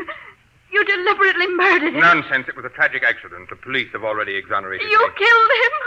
Oh, no. No, I don't believe you. You're just trying to torture me. You know me better than that. You know that what I have I keep at any cost. Then you did kill him. You're a murderer. Don't be hysterical, my dear. I shall be forced to discipline you. I'm going to the police. I'm going to tell them the truth. Linda, come back here. No, you can't stop Linda, me. come back. Come back, I say.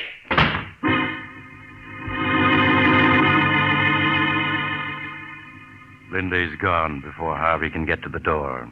Harvey pauses, irresolute. Then he shrugs, turns back, sits down, lights a cigar.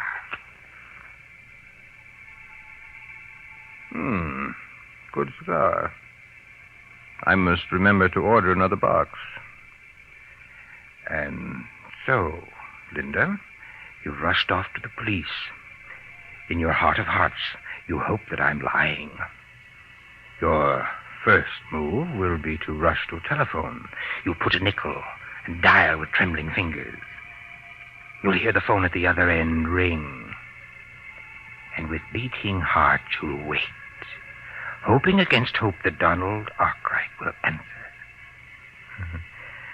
But he won't. And then you'll know I've told the truth. Then, will you come back first, or will you go on to the police? I rather think you'll go to the police. For you are excited just now. And you'll return with a detective or two. I shall have to explain to them, tell them of your hysterical spells. Then you and I will be left alone. And in a day or two, I think we'll leave on a little trip. Yes, up to my hunting lodge, where we can be alone there. And we'll get to know each other well again. Very well. And in the future...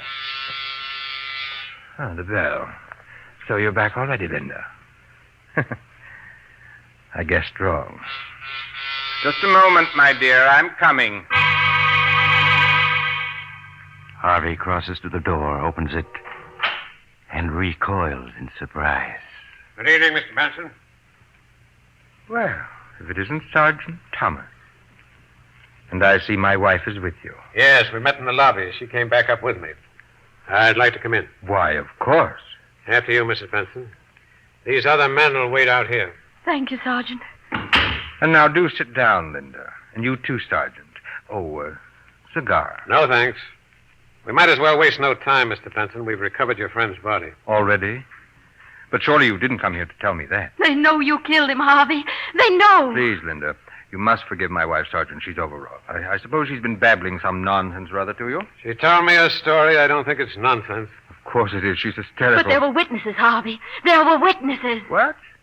That's absurd. There was no one within miles. Except a camp of Boy Scouts. 4 of them with a scoutmaster were lying in the grass half a mile away when you drove up.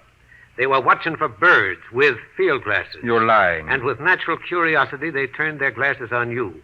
They saw your struggle on the cliff. No, you're lying. They went to another police barracks to report, or I'd have been here sooner. Here are copies of the affidavits they signed. Affidavits? Yeah. Look them over. Affidavits. 5 of them. Yes, they seem to be in order. So there were witnesses. I dare say their evidence is unshakable. You haven't a chance, Benson. Well, those men outside are city detectives. Are you going to come quietly? Yes. Why not? What else is there to do? You're caught, Harvey, and I'm glad. Glad. Yes, I'm caught. But precious little good that'll do you, Linda, because he's dead. Do you hear? Donald Arkwright is dead. Donald Arkwright? Yes. You wonder how I knew it was he, don't you? Well, I hired a private detective. Oh. And he discovered that Arkwright had been phoning you, that you'd been slipping away to meet him. He managed to follow you to one of those innocent luncheons. That luncheon? But that meeting was an accident. A very clever accident, but not clever enough to save Arkwright, because he's dead, do you hear? And no matter what happens to me, I've beaten you. You're insane. You always have been with your lust for power, and I never guessed it till now. Fine words. But they won't change the fact that your beloved is dead and that I've taken him from you. You killed Donald Arkwright because you thought I was in love with him. You've killed the wrong man. No, I didn't. It was Arkwright. I know it. Oh, no. Don Arkwright was just an old friend. The man I love is someone you've never met, whose name I see now you don't even know. I don't believe you. You've committed murder and you've been caught, and all for nothing. No. And that knowledge is worse to you than any punishment the law can inflict. You're lying. It was Arkwright who phoned and hung up when I answered. I tell you it was. It couldn't have been anybody else. No. No. Better answer it, Mrs. Benson. No, I'll answer it.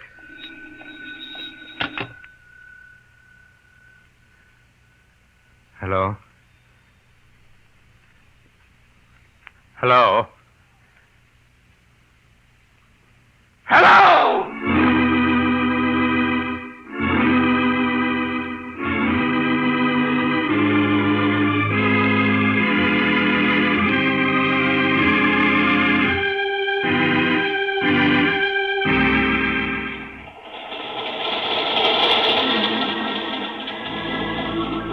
This is the mysterious traveler again. Well, that was rather a hectic 24 hours for Harvey Benson, wasn't it? He shouldn't have been quite so sure of himself. It never pays. Those phone calls now. If you get any calls and find there's no one on the line, don't be quite as hasty as he was. You might get into a bad jam. I know someone else who didn't wait to make sure of his facts, and he... Oh, you're getting off here. I'm sorry. But I'm sure we'll meet again. I take this same train every week at this time.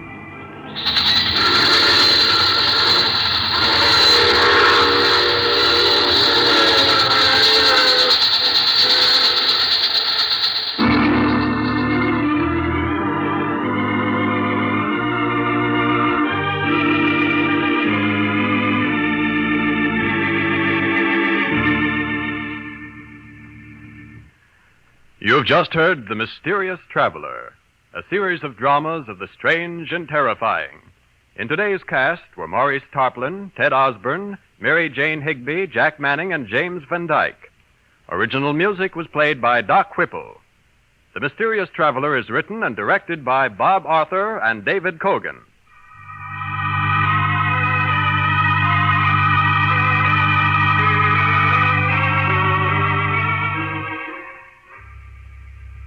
Listen next week over most of these mutual stations to a tale titled Death Whispers Softly. Another Tale of the Mysterious Traveler. The Mysterious Traveler is presented by the Mutual Network from our New York studios. Russ Dunbar speaking.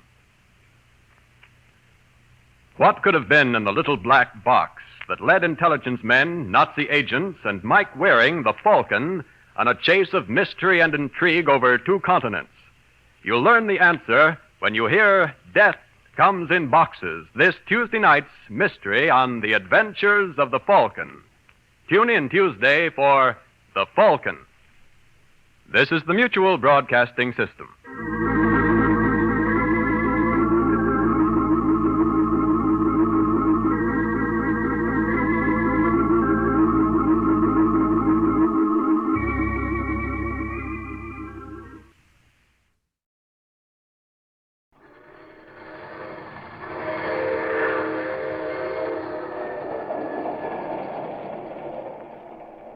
The Mysterious Traveler.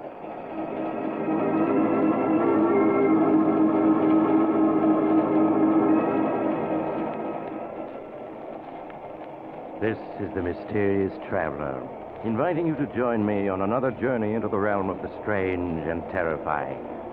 I hope you will enjoy the trip, that it will thrill you a little and chill you a little. So settle back and get a good grip on your nerves. If you can.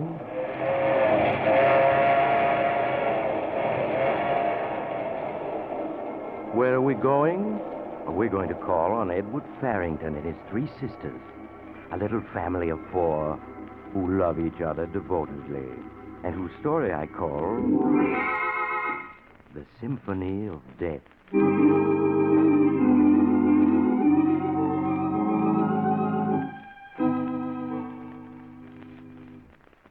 Edward Farrington and his sisters live by themselves in a large, gloomy old house on the outskirts of Boston. It is evening, and Edward is on his way home when his attention is attracted by a small establishment which is advertising a closeout sale. An economical and foresighted man, Edward stops his car and enters the dimly lighted shop. Good evening, sir. May I serve you? I'm not sure. I saw your sign, and it occurred to me that by purchasing now something I'm sure to need sooner or later, I might save a substantial sum. You are very foresighted, sir. Now, here is a design I can recommend unreservedly. A simple white column, yet cut from the finest Carrara marble. I see. The angel on top is of a single piece with a shaft. It can never be dislodged or separated. In every inch, in every line, it expresses dignified grief. Yes, I agree with you, but I'm afraid it's too expensive. What are these stones here in the corner? These? They are our simplest design. Polished granite cubes with just enough room for the name and the date. They are excellent memorials, but I am sure in the long run you will get greater satisfaction from something more appealing to the eye. No, I think these will do excellently. Yes, they're just what I had in mind. I'm particularly pleased by the fact that they're all alike. I see. You wish all 4 of them, then? No, not 4, just 3. 3 will quite prepare me for all eventualities. Will you be able to store them for me until they're needed? Yes, we can store them at our main warehouse, if you wish. Excellent. I suppose I might as well give you the inscriptions to be carved on them while I'm here. You can leave room for the dates to be added. Of course, sir. Then if you'll just take this down. In loving memory of Florence, sister of Edward Farrington. Yes, sir. In loving memory of Martha, sister of Edward Farrington. In loving memory of Emily, sister of Edward Farrington.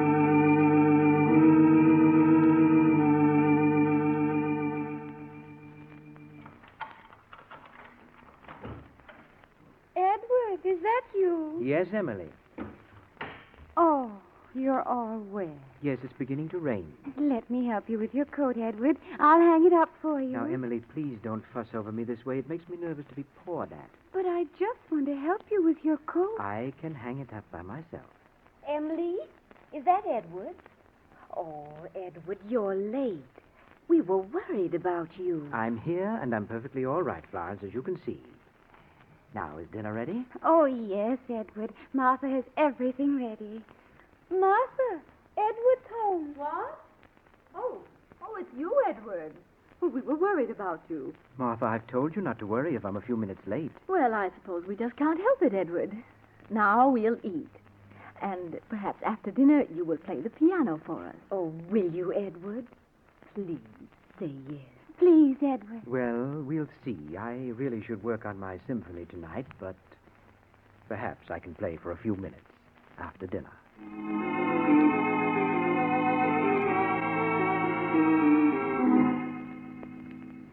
And so, after dinner, Edward played for his sisters on the great piano in the library. Emily and Florence crowded close to him as he played, and Martha, busy with her knitting, sat and watched them with fond gaze.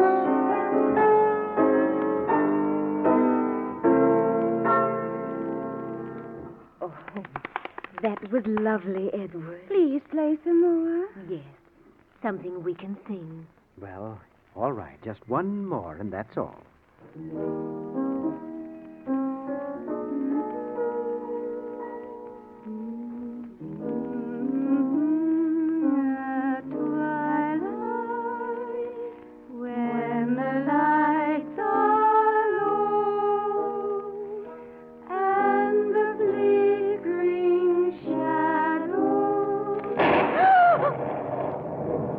Emily, it's just thunder. You mustn't jump like that. It can't hurt you. I know, but I can't help it. I like thunderstorms. I like to watch the lightning. I think that's enough for tonight. Now off to bed, both of you. All right. Good night, Edward. Good night, Edward. Good night, Emily, Florence. Well, I suppose I might as well go to bed myself. No, Martha, don't go yet. I want to talk to you. To me? Yes.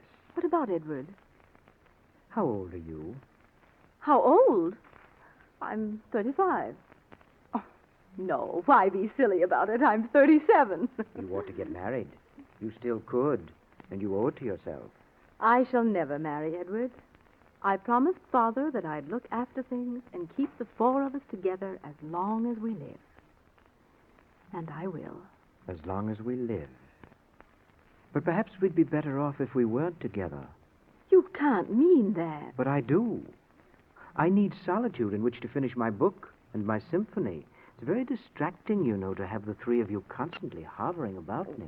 You're just feeling blue tonight. You wouldn't be happy without us any more than we would be without you. No, we'll all be together, the 4 of us, as long as we all live. Well, now I'm going to bed. Good night, Edward, dear. Good night, Martha. We'll all be together, the 4 of us, as long as we live. As long as we all live.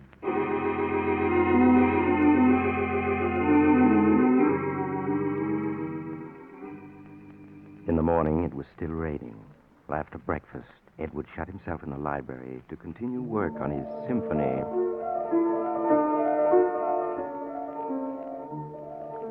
Doesn't Edward play well, Emily? Edward's a wonderful player. Let's listen a minute before we go upstairs. Do you think he'd really mind if we went in? If we just sat very quiet? I don't think so. We'll be very quiet.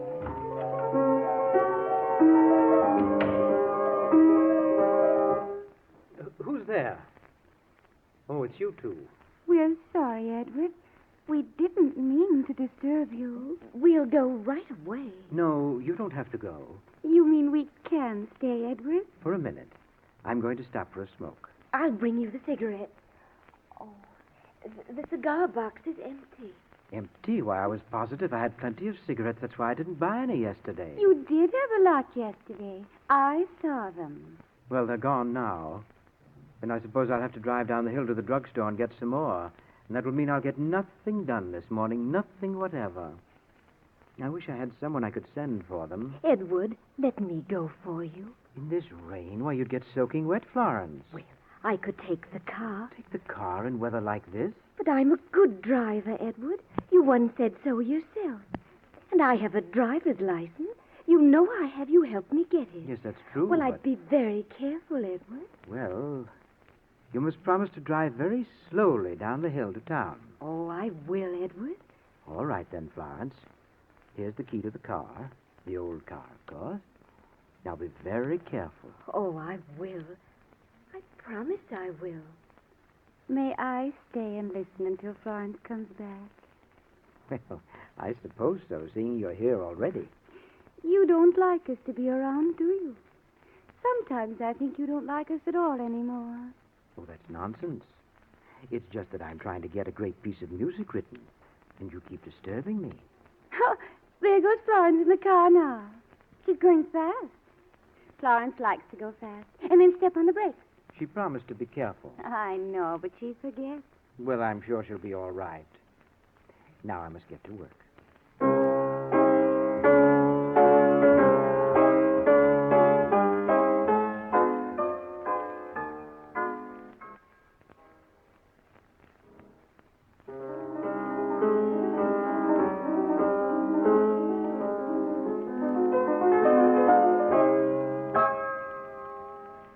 Oh, that was nice. Edward, I brought you a jacket. Well, I'm perfectly comfortable, Martha. I don't need a jacket. You mustn't take chances. Here, put it on. Oh, all right. Emily, where's Florence? Is she up there? Oh, no. She's gone to get Edward some cigarettes. Gone out? In this rain? Edward let her take the car. Edward, you didn't. Martha, please don't get excited. She can drive, and she promised to be careful. But you promised never to let her drive alone. You know how she drives unless someone's with her. Really, she's a better driver than you think. There's nothing to be alarmed about. She'll be back any minute, and then... I'll answer it. No, it's probably for me. I'll answer it. Hello? Yes, this is Mr. Farrington. The police? Edward, what is it? Hush, Martha. What about my sister? She did what? All right. Yes, of course. I'll be right down. Edward, what is it? What's happened to Florence? Martha, we must all be very calm. Florence has had a terrible accident. No. The brakes of the car apparently gave way at the bottom of the hill. Florence ran off the curb and crashed into the rocks there. She was killed instantly.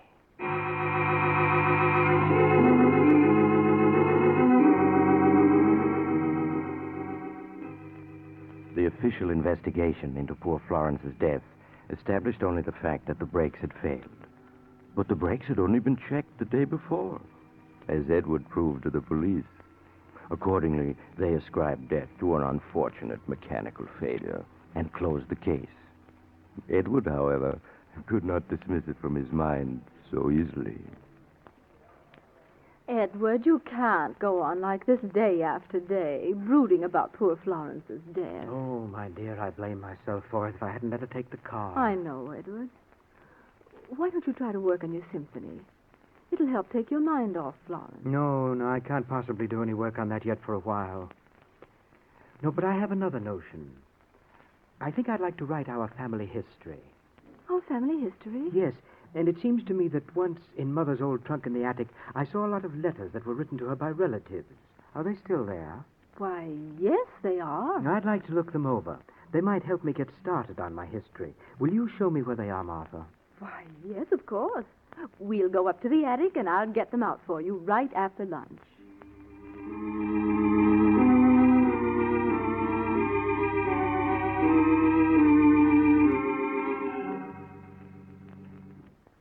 Here are the letters, Edward. Mother wrote a lot of letters those last few years, after the doctor said she must never leave the house. Yes, I remember. How quiet and dark it is up here in the attic. We used to play hide-and-go-seek here, the four of us. Yes. Until Mother died. I've often wondered about that. She fell from one of these attic windows, I remember. She was leaning out, looking at the river, and she slipped. Yes. It was that window there. The one looking down into the courtyard. I'd like to look at it. Oh, the catch is stuck. Will you help me open it, Martha? Well, all right. There. It's almost 50 feet down to the courtyard. She was killed instantly, wasn't she? Yes. But let's close it now. In a moment. Martha, did Mother really slip and fall, or did she throw herself out? What makes you ask that? I was only 8 at the time, but it seems to me Mother was wandering badly in her mind there at the end. And then I recollect hearing Father say something about an asylum to Uncle George. Edward, you mustn't say that ever again. It would terrify Emily. But it's true, isn't it? Yes, it's true. Poor Mother. It's strange you calling her Mother because she wasn't really your mother. No, but I always think of her as Mother. I was only 2 when Father married her. Poor creature. Let's believe that she slipped. It would be easy to slip from this window, wouldn't it? Well, the sill isn't very low. Yes, but lean out a little farther and see how easy it would be. No, a little farther. You see how overbalanced one becomes? Yes, you're right. Now, help me back, Edward. Of course. Martha, catch yourself. Martha!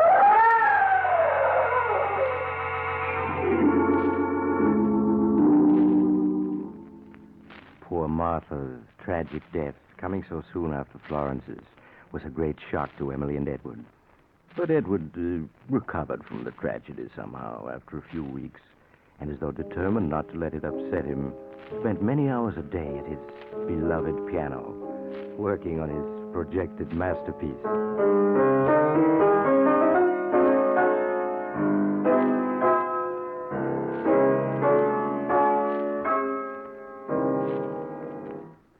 Oh, Edward, that was wonderful. You played just like you used to, before Florence and Martha died. Yes, I'm getting my old touch back. You don't mind my coming in to listen, do you? Not today, but Emily, you have been disturbing me these last few weeks. Must you follow me around all the time? But, Edward, you know how much I like to be near you. And now that Florence and Martha are gone, I haven't anyone else to talk to. Yes, I know that, but I can't get any work done unless I'm left in peace. I won't bother you anymore, I promise. You know, I do miss Florence and Martha. Of course you do. But just the same, it's been awfully nice having you all to myself since they went. I'm afraid it's very lonely for you. Oh, no, it isn't. I like it. Yes, but I think we'll have to get a housekeeper. She'd be company for you, and she'd look after things. In fact, I'm going into town to interview a housekeeper today, a Mrs. McDonald. You'd like to go with me, wouldn't you? Oh, yes, Edward. We'll take the car and have a nice drive at the same time. Oh, that'll be fun. Now, how would you like to go out and get the car started for me? Get the car started. Yes, I have to tend to a few things before we go, and the motor needs to warm up. It's not working very well. Oh, Edward, do you think I could start it? Of course you could. Just turn on the switch and step on the starter, and then let it run until it's good and warm. All right, Edward. May I have the key? Yes. Here you are. Now, this is the ignition key. Mm-hmm. And use the little side door to get in. I'll unlock the big doors when I come out. I can pretend I'm driving it. Will you be long? No, just sit in the car and wait until I come. All right, Edward.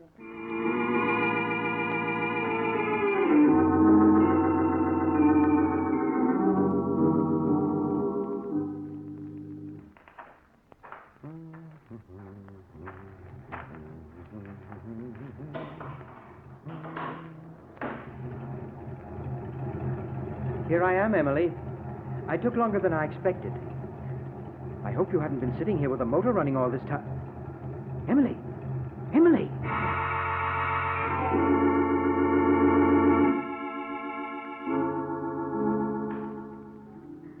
With Emily's unfortunate death from carbon monoxide poisoning, Edward Farrington was left quite alone in the great old house. His neighbors saw little of him, though they could hear him at his piano for many hours each day. They knew, however, that a week after Emily's funeral, he hired a housekeeper, Mrs. McDonald, to take charge of the house for him. Now, Mrs. McDonald, this is your first day, and before you start, I'd like to explain a few things to you. Of course, Mr. Farrington. As you know, I've suffered the tragic loss of all my sisters in the past few months. Oh, yes, sir. A great sorrow it must have been. But they do say tragedies come in threes. Indeed, they seem to. But I'm sure I'll be quite comfortable now with you to look after me. I surely hope so, sir. I'm certain of it. Now, I'm a rather moody man, and I'm working upon some music for which I have great hopes. Yes, sir. Above all else, I wish to be left alone. I do not want to be disturbed. Is that understood? Quite, Mr. Farrington. You may call me at mealtimes. At all other times, I prefer that you do not even enter this part of the house. I understand. Good. That's all, I think. Just put up with my little oddities, and we'll get along very well. Yes, sir. Then I'll see about the ordering for dinner now, sir, if you'll excuse me.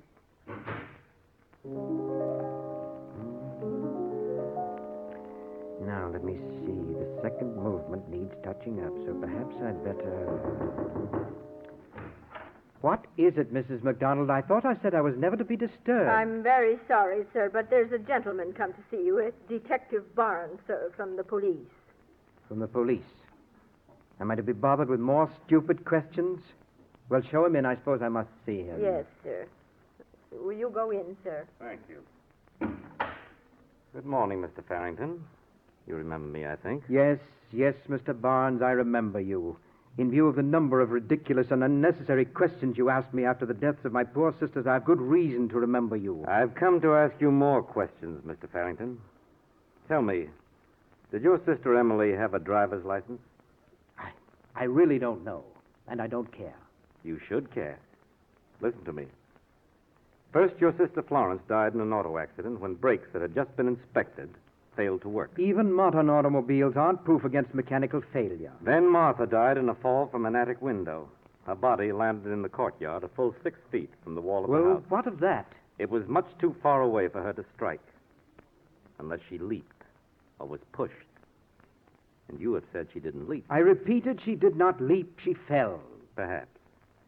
Now we come to Emily. She died of carbon monoxide poisoning in a closed garage. Well? You have said it happened because she went to get the car out to drive you downtown. That was your statement under oath. And a perfectly accurate statement. But I have just learned from the neighbors that Emily didn't know how to drive a car. Well, of course she could.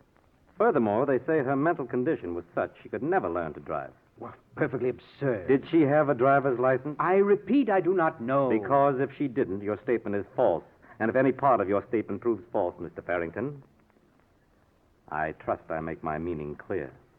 Mr. Barnes, you can't show one jot of evidence to back up your ridiculous suspicions. Any court in the land would laugh at you for them. I can show no direct evidence. But there is such a thing as circumstantial evidence. You haven't even any circumstantial evidence. I have a world of it. The brakes on your car failed, and you are an amateur mechanic. Well? Martha's body falling so far from the building that she must have been pushed. Mere conjecture. Finally, Emily dying in a car she couldn't drive, though you have said she was going to drive you downtown. And she was. You've done nothing but build a tissue of fantastic suspicions.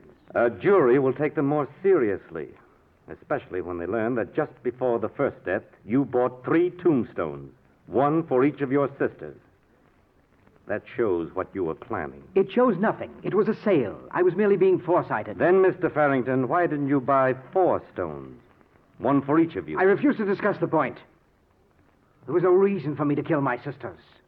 No normal reason, perhaps.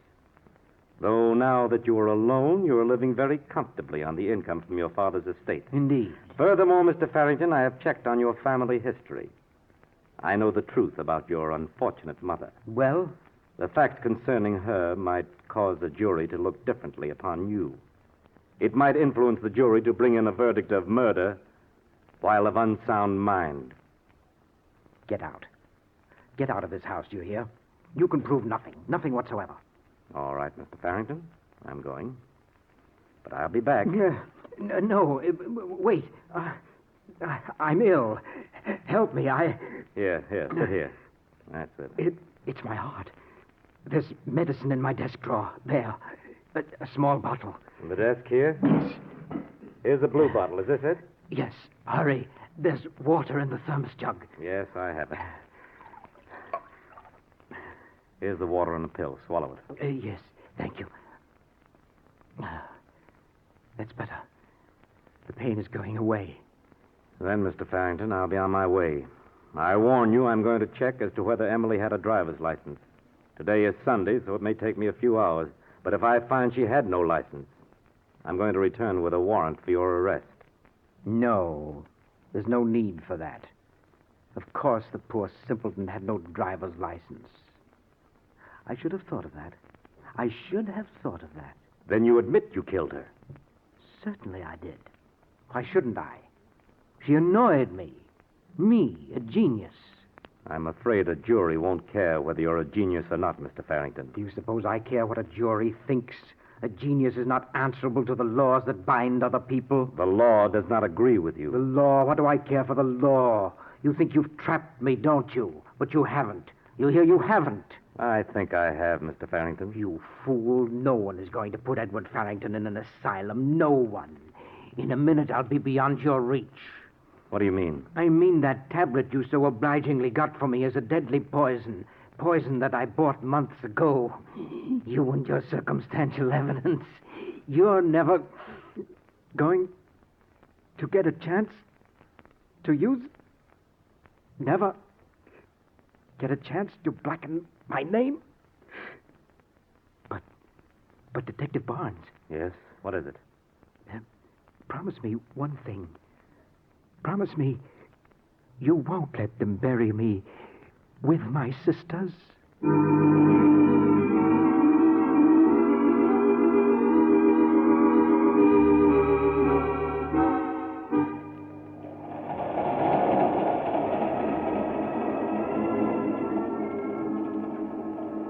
This is the mysterious traveler again. Did you enjoy our little visit with Edward Farrington and his 3 loving sisters? You know, perhaps Edward made a mistake after all when he didn't buy a 4th tombstone. By the way, do you live in a gloomy old house with 3 sisters who love you so much you can't bear to have them near you? Well, if you do, I'd advise you not to be too drastic with them. You might find yourself buried right beside them, as Edward was. I know another man who... Oh, you're getting off here. Well, I'm sorry. But I'm sure we'll meet again. I take this same train every week at this same time.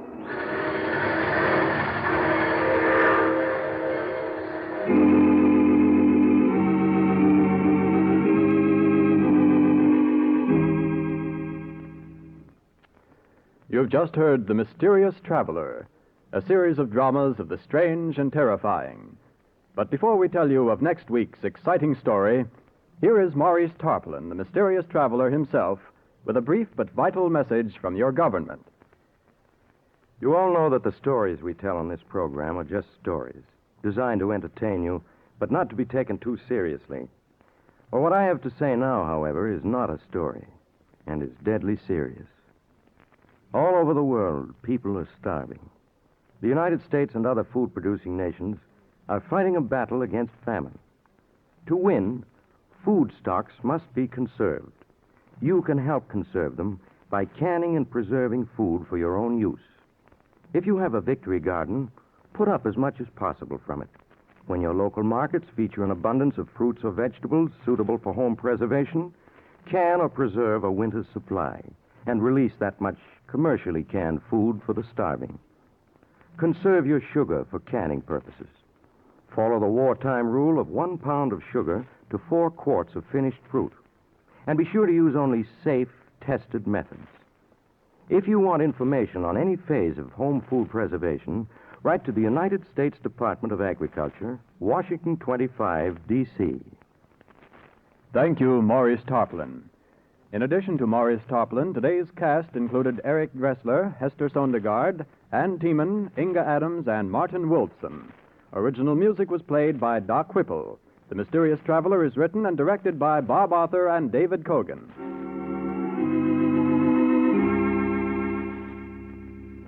Listen next week over most of these mutual stations to a tale titled As I Lie Dying. Another Tale of the Mysterious Traveler. The Mysterious Traveler is presented by the Mutual Network from our New York studios. Russ Dunbar speaking. Stay tuned to this station for another exciting crime drama, True Detective Mysteries, which immediately follows station identification. This is the Mutual Broadcasting System.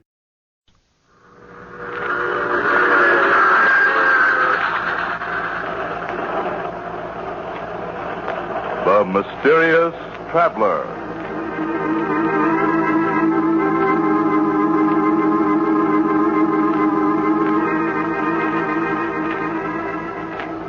This is the Mysterious Traveler, inviting you to join me on another journey into the realm of the strange and the terrifying. I hope you will enjoy the trip, that it will thrill you a little and chill you a little.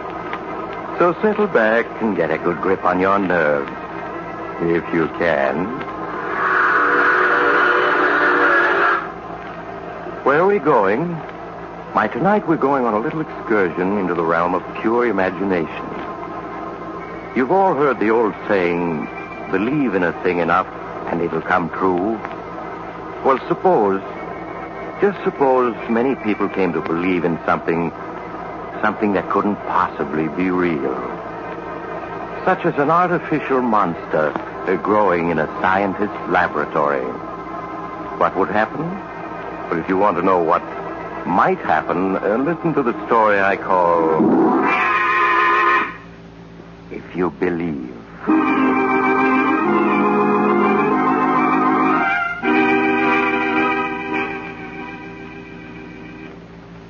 My story begins in a rambling old house deep in the woods. In a homemade laboratory, gray-haired Professor Jonathan Davis is peering eagerly into a large glass container that holds an odd, transparent, jelly-like substance. Ellen! Oh, Ellen! Yes, sir? Ellen, come quick. I'm coming, dear. What is it? Ellen, look. I think I've succeeded at last. Oh, Dad. You look. Your eyes are better than mine. Yes, isn't there movement in the protoplasm this time? Isn't it stirring just a little?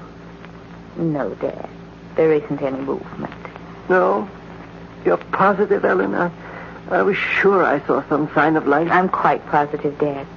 Now, please, won't you admit that what you're trying to do is impossible? No, Ellen, no. I will succeed. I know it. Now, come, we've got to try another feeding mixture. If you hand me the saline solution and dextrose, and I'll begin again.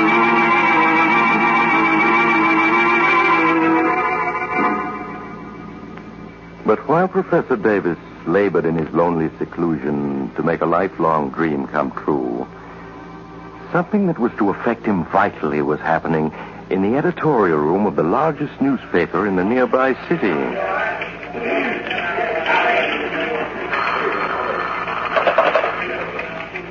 Steady desk, Benson speaking. Oh, hello, Mr. McGuire. Yes? Well, yes, sure. I've been reading Dan Duncan's special features. I edit them. I see. You don't think they've been colorful enough lately, huh? Well, to tell the truth, I agree with you. I've been meaning to speak to him about it. Yes. Sure, I'll do it now. He just came in. Right. Good night, Mr. McGuire. Hey, Dan. Yeah, Joe. What cooks? The big boss just phoned down. What's he want? Well, frankly, he thinks you're slipping. McGuire thinks I'm slipping. Well, I like that. That's what he said. And I've done everything to get hot material except to go out and commit a murder myself. Well, maybe he's tired of murders. You want to know why you don't turn up something like that haunted house story you did last spring? Why I don't.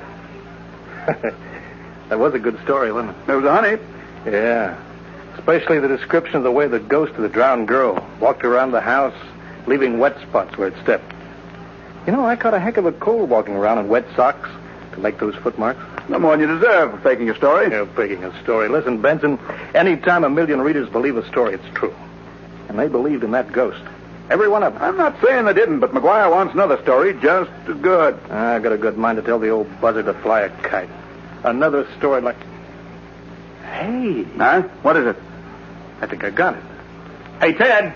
Ted Jones. Oh, yeah, Dan? Front and center. Oh.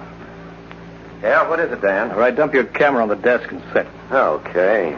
Now tell me, what was that story you told me last week about some professor living up in the woods back at town, never coming out of his private lab? Oh, you mean Professor Davis? Yeah, that's the one. Yeah. Well, what about him? There was a fuss over something he said in a lecture one day, wasn't there? A fuss? Well, it was more like an explosion. Hey, wait a minute. I remember that case.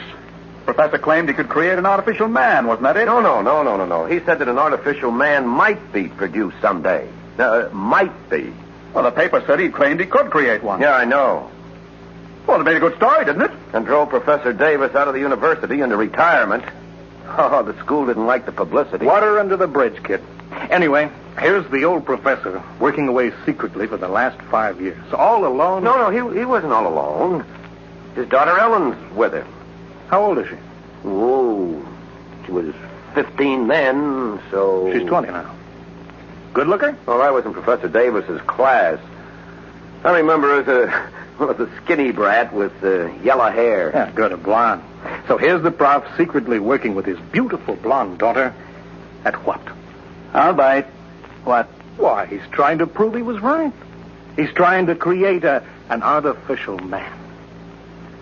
Say, you've got something there. Oh, no, wait a minute. You don't know Professor Davis is trying to create artificial life. Well, we soon will. You know where his hideout is, don't you? Yeah. All right, then grab your camera. Let's get going. Oh, no, wait a minute, Dan. Suppose you find Professor Davis is... forget it. Benson, save me 2 columns. Come on, Ted. We're on our way.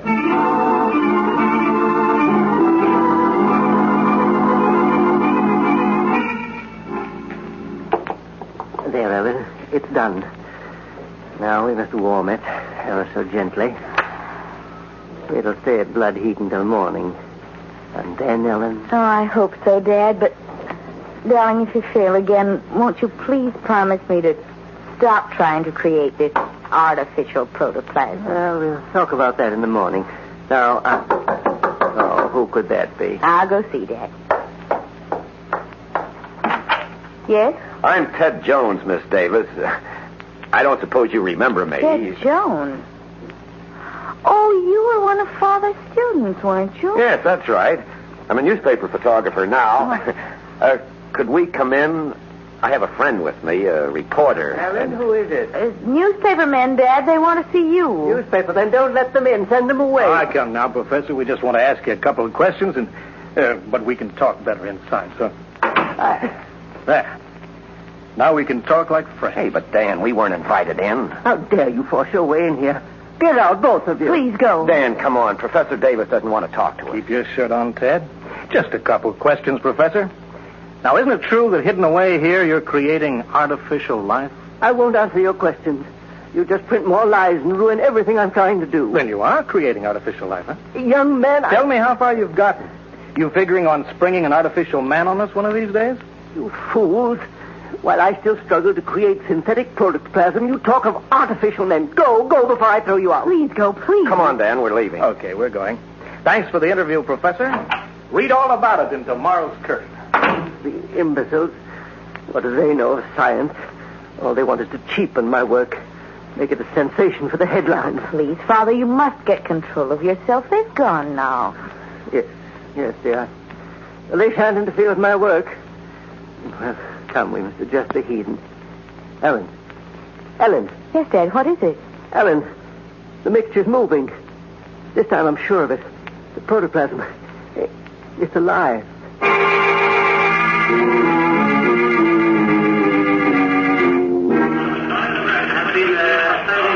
Say, Dan, this is something. Behind bolted doors, deep in the woods, Professor Jonathan Davis toils night and day to create the world's first synthetic man. In a great vat lies a strange caricature of humanity. It has a head, arms, legs, a body, all of them fashioned of a pale green substance like gelatin. Nice touch, huh? Day by day, life stirs more strongly in this grotesque creation of science. Someday it may breathe, walk, eat. Now, look, Dan, aren't you going pretty strong? Ah, forget it. The old man wants a story, doesn't he? Besides, the professor really is working on synthetic protoplasm. Maybe he has got a pale green monster in his bathtub. How do I know? Okay, Dan, but if you're faking this story, I know nothing about it. Faking it? You know I never fake stories. Okay. We'll set this up and put it in the press wires. By noon tomorrow, 40 million people will be believing in Professor Davis' artificial monster. By noon tomorrow, I'll be believing in it myself.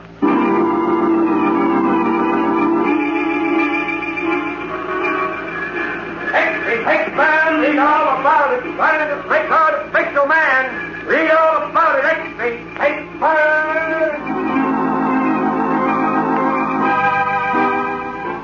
And so, all over the nation, people read the story and marveled and believed. While in the laboratory, hidden in the woods. And look, this time it is alive. It is. There can be no doubt of it. The liquid is certainly moving, Dad. Yes, see? And the protoplasm is breathing. Listen. You can hear it. I've created artificial life, Ellen. Yes, I'm afraid so, Dad. Afraid so? What do you mean? I'd like to see their faces down at the university when they hear of this. It's grown since last night. Yes, it has. The cells are multiplying like true protoplasm. That's why I transferred it to the staff tank. Now I must add salt, acid, phosphorus. Oh, that must be grocery boy. Excuse me, Dad. Yes?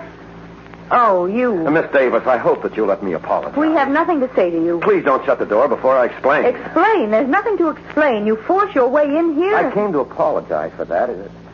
Well, have you seen the morning papers? We're not interested in the papers. I'm afraid you'll be interested in this one. Look.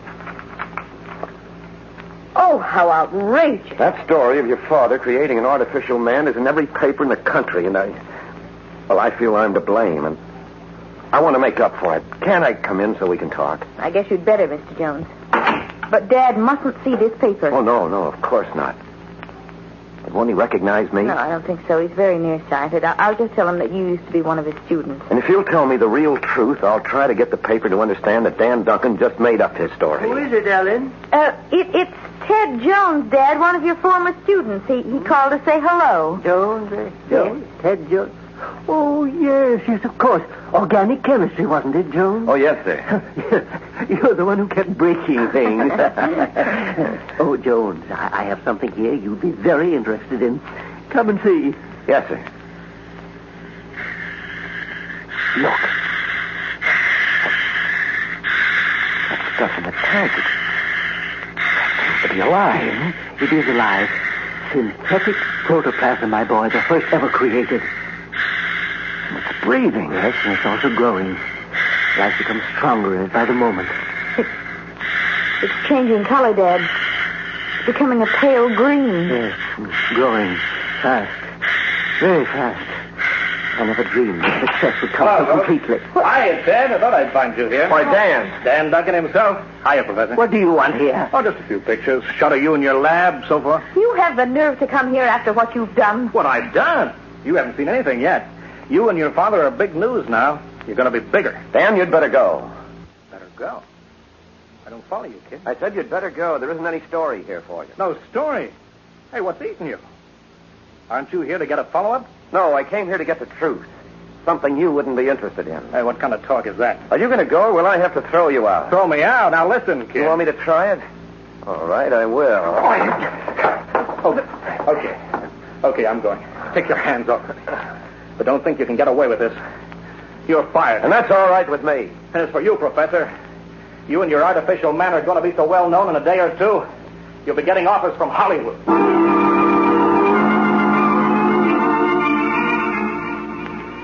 And so, with each edition of the papers, the headlines grew bigger. Every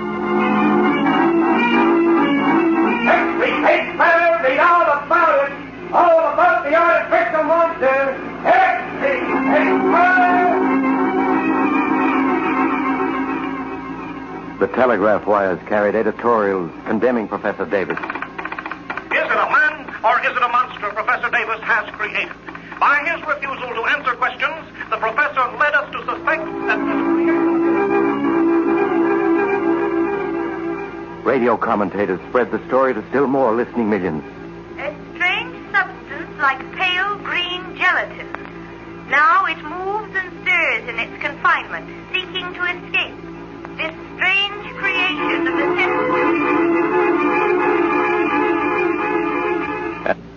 And speakers denounced Professor Davis. And I ask you, can science be permitted to venture into these forbidden realms unchecked? Who knows what horror may emerge from the laboratory if we are not careful? This mad thing must be stopped. Stopped!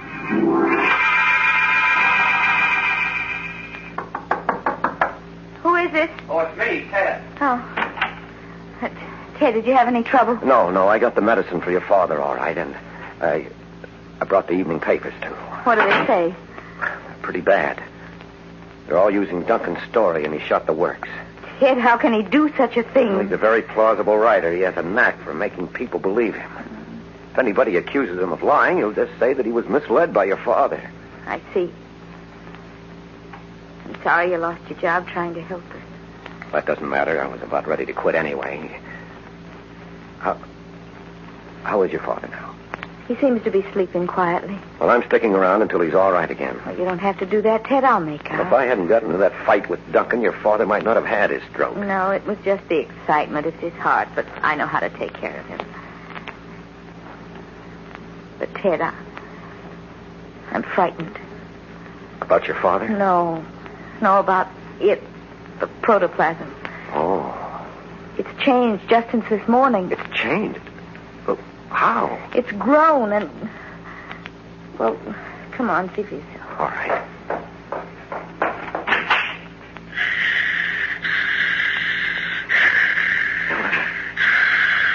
Ellen, it seems to be taking on shape. Yes, and it looks...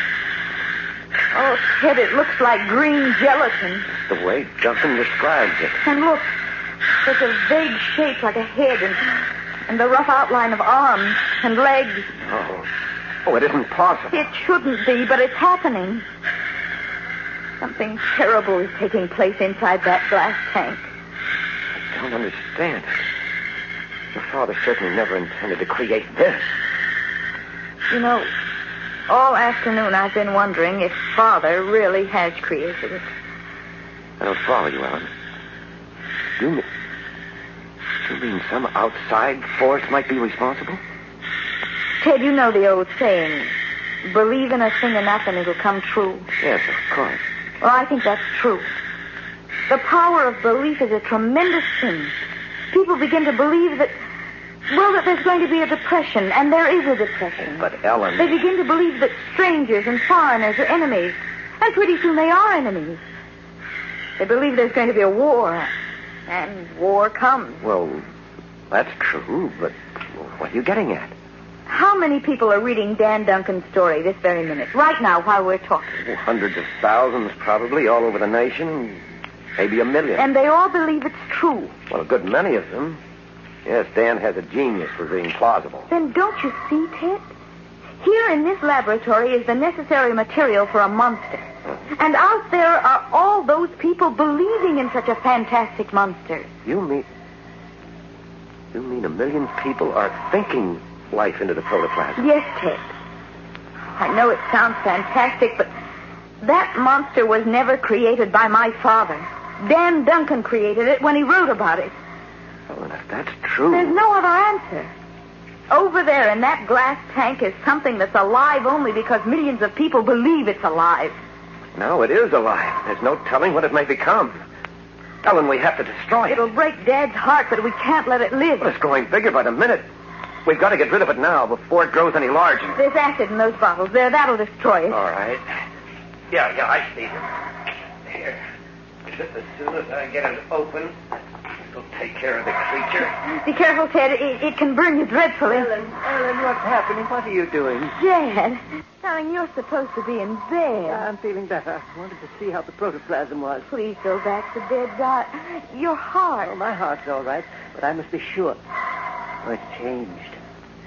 It's taken on a form. Yes, Professor, a monstrous, unnatural form. It has a head, arms, legs. But it can't have. It's only protoplasm. It's all impossible. Unfortunately, it's true. I can't explain now, but, well, we've got to destroy it. No, the culmination of my life's work. You can't destroy it. We must, Dad. No, I won't let you. It's the only thing to do. Professor, look at it. It's crawling around inside the tank now. It's trying to climb out. But it can't be dangerous. It's just harmless protoplasm. Dad, Ted is right. You've got to let us kill it. It's just protoplasm, I tell you. It was just protoplasm. Stand back, Professor. I'm going to empty this acid on it. No, you mustn't. I will. Dad! Professor Davis! Professor Davis, look up! Why, the tank. He fell against the tank and broke it. Is he hurt, Ted? Well, I'll see. Oh. Ted, the protoplasm is moving toward him. We've got to get him out of here. I have his arms. Quick, you take his feet. Oh, hurry up, Ted. It's trying to crawl out of the tank. Got to get him upstairs. Can you manage it? Yes, keep on. All right, easy now, easy. All right, just a little farther. All right, one more step, Ellen. There. Here's the landing. We can put him down here. Now, easy. Easy.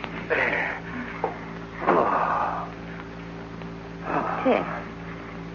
Ted, I can't find his pulse. Let me try. Dad? Ted's no use. He's gone.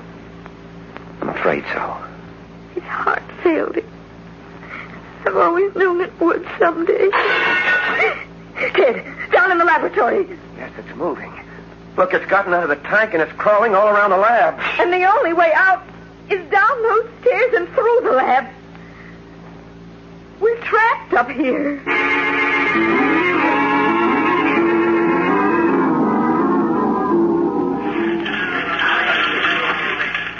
Look, I'm not saying it isn't a good story, Dan. It's a whale of a story. But McGuire wants some pictures. Pictures? How can I get pictures?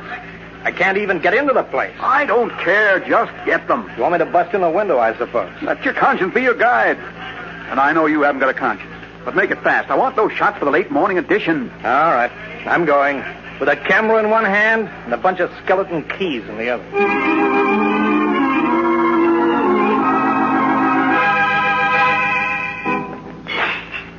It's looking for food, Ted. Yes, and it's getting frantic. Look how it crawls back and forth through the lab. It's been doing that for an hour now. Look how enormous it's grown. Suppose it tries to come up these stairs to this balcony. Well, it may not. It has no eyes, no intelligence. It's just protoplasm, blindly seeking food. But suppose it does try to come up the stairs. Well, then we'll stop it. I have the gun here that I found in your father's desk. I'll use that on it. I don't think it would even feel a bullet. Well, we'll see. There, it's on the other side of the lab now in plain sight. Stand back there, and I'll try a couple of shots. I hit it. It didn't even notice. No. If we could only reach those bottles of acid, that would fix it. But every time we've started down the stairs, it's rushed over to wait for us. I must feel the vibration, but I'm going to take one more try. Ted, please be careful. Yes, I will. I'll tiptoe down one step at a time. Perhaps I can avoid attracting its attention this time. What's it doing now? Lying quiet, as if it was listening. Only lie quiet a few seconds more. I'm almost at the bottom. Ted, quick! It's coming this way! Oh, Ted, it almost got yes, you. Yes, it did touch my foot, but I wasn't interested in getting any better acquainted. What are we going to do now? I don't know, Ellen. If we could only reach that acid. I wonder if it would make any difference if we turned out the light. They can be controlled from up here, can't they? Oh, yes, but what good would that do? Well, in the dark, it might become inactive. Some elementary organisms are like that. Well, we can try it. Okay, I'll turn out the light. There. Pitch black now. But it's still moving around. Well, just wait a moment. Listen. What is it, Dick? I heard footsteps outside the house. Footsteps? Just listen.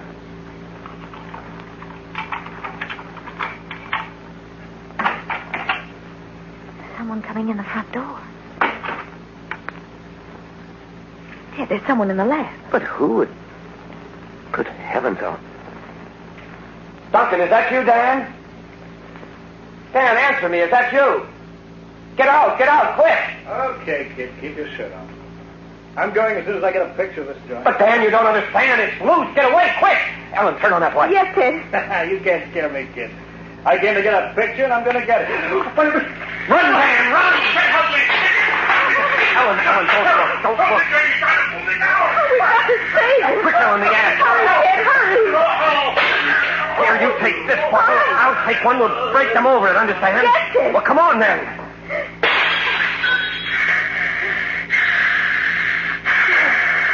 He's gone. Duncan's gone. It's covering him. It's eating him. Ellen, throw your bottle now. Don't fury that horse of it enough to kill anything.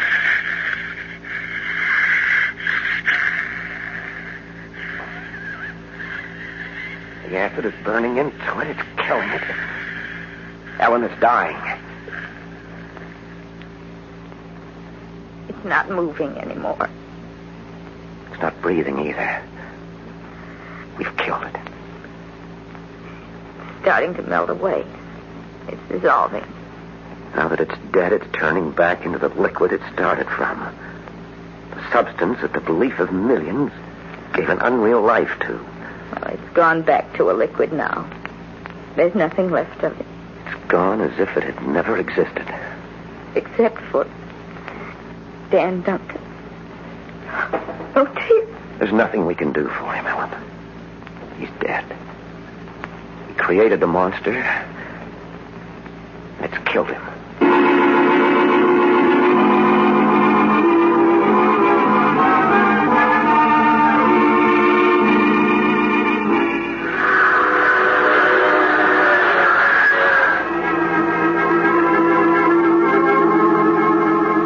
This is the mysterious traveler again. Well, maybe it's true about believing in things and making them happen. Wars and depressions and artificial monsters and things like that. I think I'll make a New Year's resolution to be careful what I believe in 1947. No more believing in bogeymen or spooks.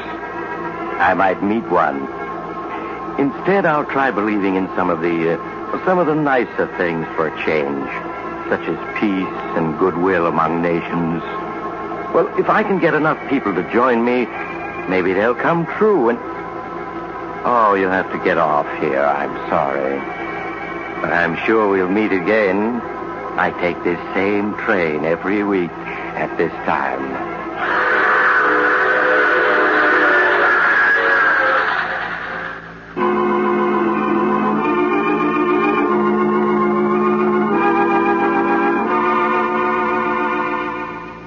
You have just heard The Mysterious Traveler, a series of dramas of the strange and terrifying.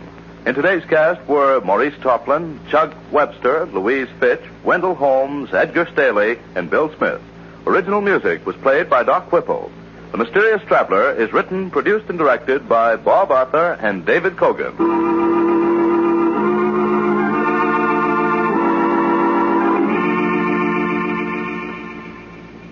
And now, a preview of next week's strange and shivery story by The Mysterious Traveler. It's only 2 days now to New Year's Eve. Were you planning a big celebration to greet 1947? I'd be careful if I were you. Because, you see, our story next week is about a man who did just that. In fact, it was such a big celebration that when he got over it, it wasn't 1947 at all, but 1948. He lost a whole year out of his life. And when he finally got the year back, Well, what happened to him shouldn't happen to a werewolf. So take it easy New Year's Eve, so you'll be sure to be on hand next week for the strange and terrifying tale I call New Year's Nightmare.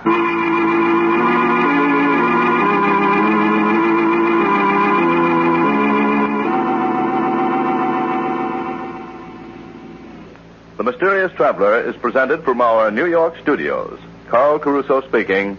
This is the Mutual Broadcasting System.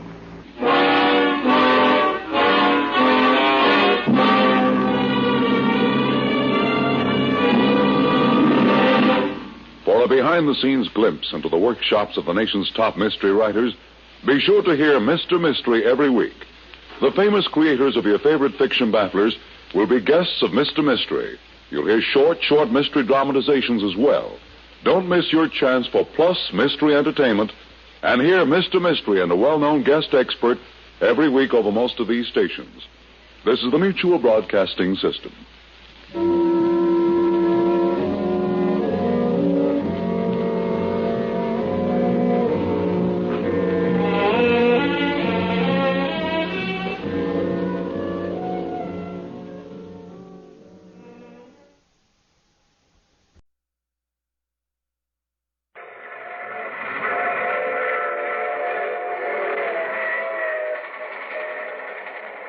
Mutual presents The Mysterious Traveler.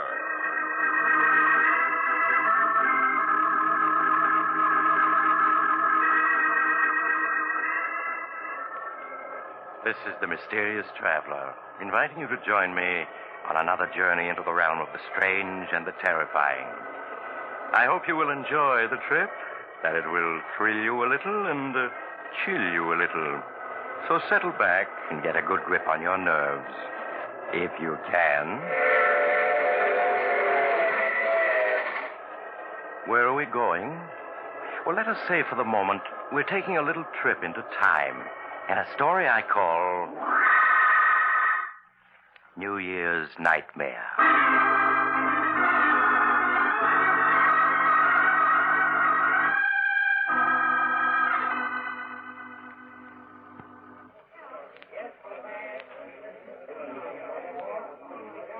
As the old year entered its last minute, the crowds at the Club Tropicana were waiting expectantly for the clock to strike midnight. At a ringside table, a lovely young woman angrily whispers to the man with her. Chris, if you take another drink, I'll leave. Oh, Judy, this is New Year's Eve. It'll be 1947 in another minute. Gotta celebrate, don't I? Just one more. Just one more, just one more. That's what you always say. I wouldn't mind if it were just tonight, but you're always getting drunk. Waiter, another bottle of champagne. Nothing I say means anything to you, does it? You think because I've forgiven you a dozen times in the past, I'll do it again. But you're wrong, Chris.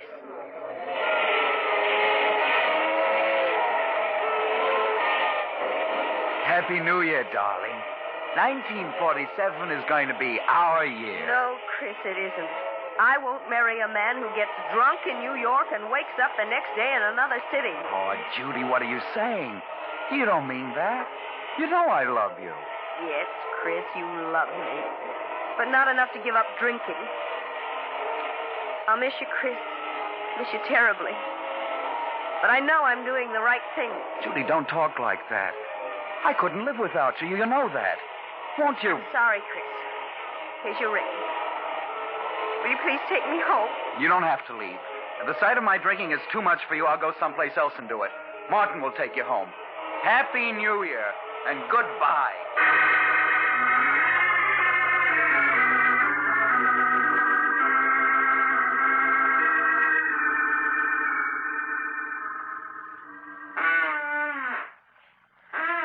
Do you mind finishing that drink, mister? It's 5 o'clock in the morning and I'm dead on my feet. Sure, I'll drink up. No matter what she says. That's right.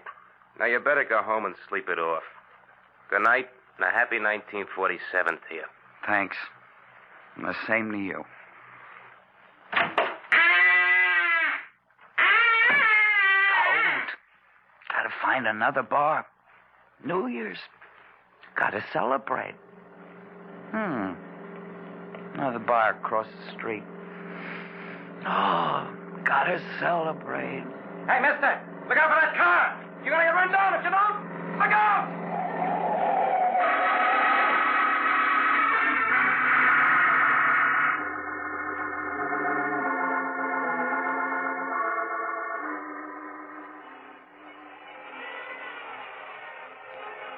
Oh, my head. Oh, it feels so funny. What's that noise? Those horns. Why, darling, it's midnight, New Year's. Oh, my head, it's throbbing so. Where am I? How did I get here? Why, darling, you live here. Live here? What are you talking about? Charles, I'd better call Dr. Smith. You look so strange. Hello? Connect me with Dr. Smith's apartment, please. Never seen this place before. Hello, Doctor? This is Blanche Arnold. Yes, it's Charles. He isn't well. Could you come to our apartment at once? Oh, thank you. Goodbye. What do you mean, I live here? Who are you? Where am I? I'm your wife, Charles. This is our home, don't you remember? You're my wife. Well, you can't be. I'm not married. What am I doing here? What's your game? Charles, can't you remember anything about us? What are you talking about? I never saw you before. And why do you keep calling me Charles? My name is Chris. Chris Andrews. Chris Andrews.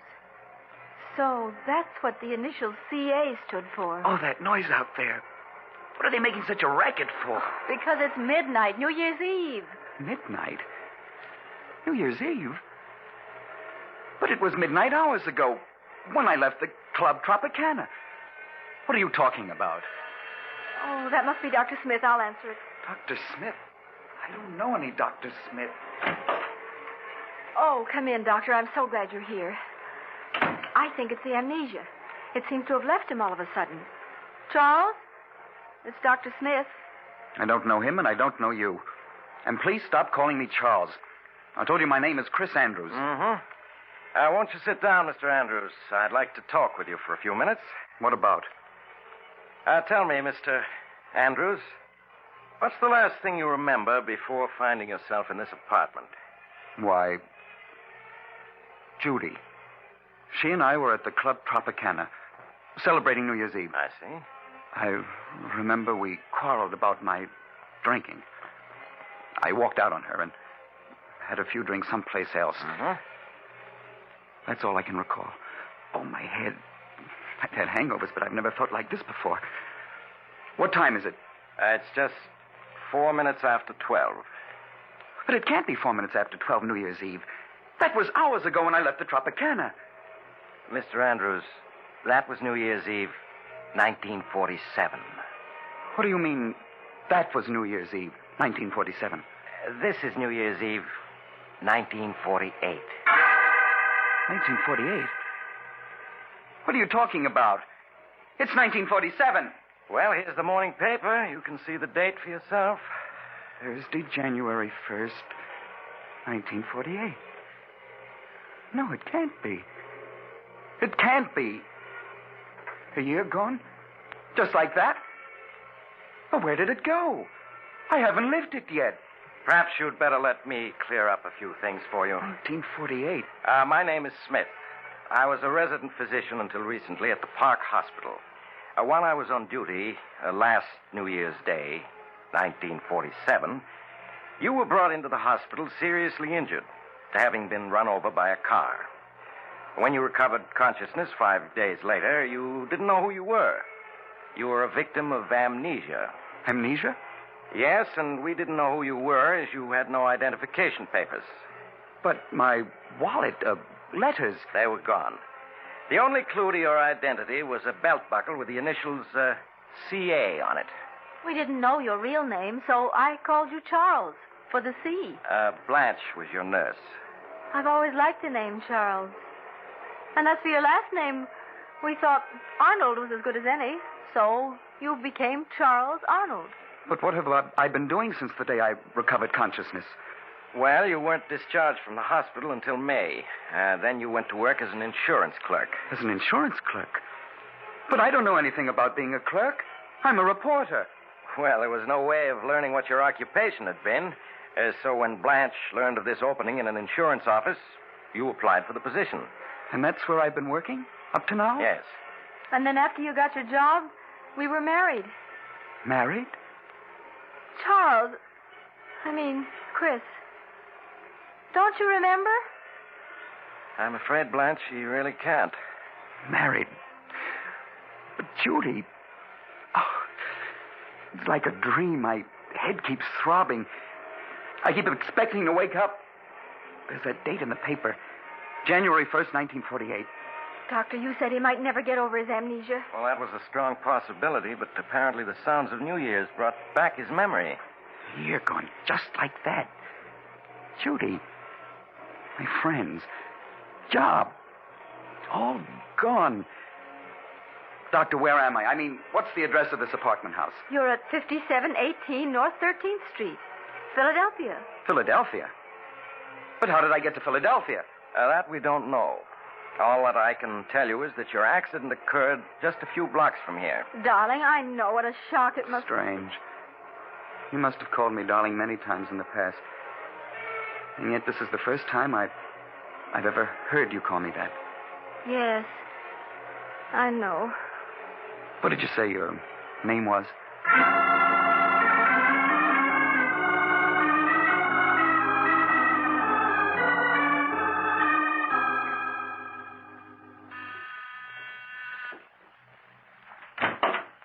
Oh, hello, Doctor. Come in, won't you? Thank you. How are you, Blanche? All right, I suppose. How's Chris getting along? He's fine. It's just... Why, Blanche, what's this? I've never seen you cry. Here. No, it's just that everything's so changed. Those 6 months Chris and I were married before he regained his memory were the happiest of my life. And now? This past month since he got his memory back, it's been as though I were married to a stranger. It isn't as though he doesn't try to be nice to me, but it's also obvious he doesn't love me. Now, Blanche, you mustn't say that. It's true, I tell you. How can a man love a woman those first 6 months as he loved me and then fall out of love with her when he's regained his memory? Well, you must have patience, Blanche. It will take time for Chris to adjust himself to what's happened. He fell in love with you as Charles Arnold, and I'm sure he will as Chris Andrews. You just must give him time. Chris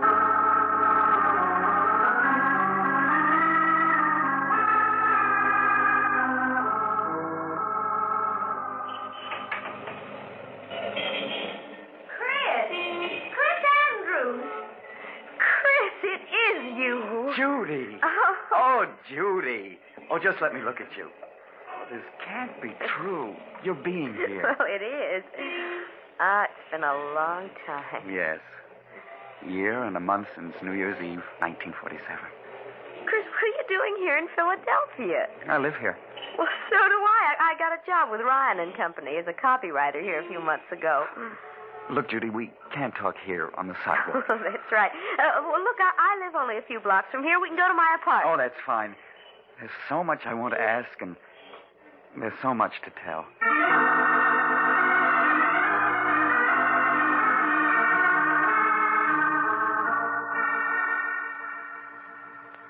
Here, let me have your hat and coat. Thank you. Would you like something to drink? No, I don't drink anymore. Oh? Chris, you have changed. You look so much older. Well, you don't. You're as lovely as that night I saw you last. Thank you, Chris. Judy, you'll have to let me explain what happened after I left you that night at the Tropicana.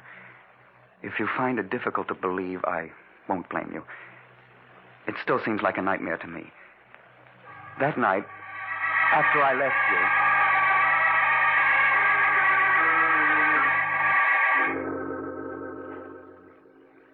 And so now you know everything. From the moment I last saw you to this one. Oh, no wonder you look different after having gone through an experience like that. Well, you're all right now. You know who you are. You're happily married. You have a job. I'm not happily married, Judy. Chris, you mustn't talk like that. Surely you must have loved your wife if you married her, and she hasn't changed. Judy, there's never been anyone for me but you. You know that. And you still feel that way about me. No, I don't. When we met tonight, that old look was still in your eyes. You do care. You know you do. Please, Chris, no matter how I feel about you, it's over now. You're married, and that's all there is to it. I wish you'd go, and I don't want to see you again.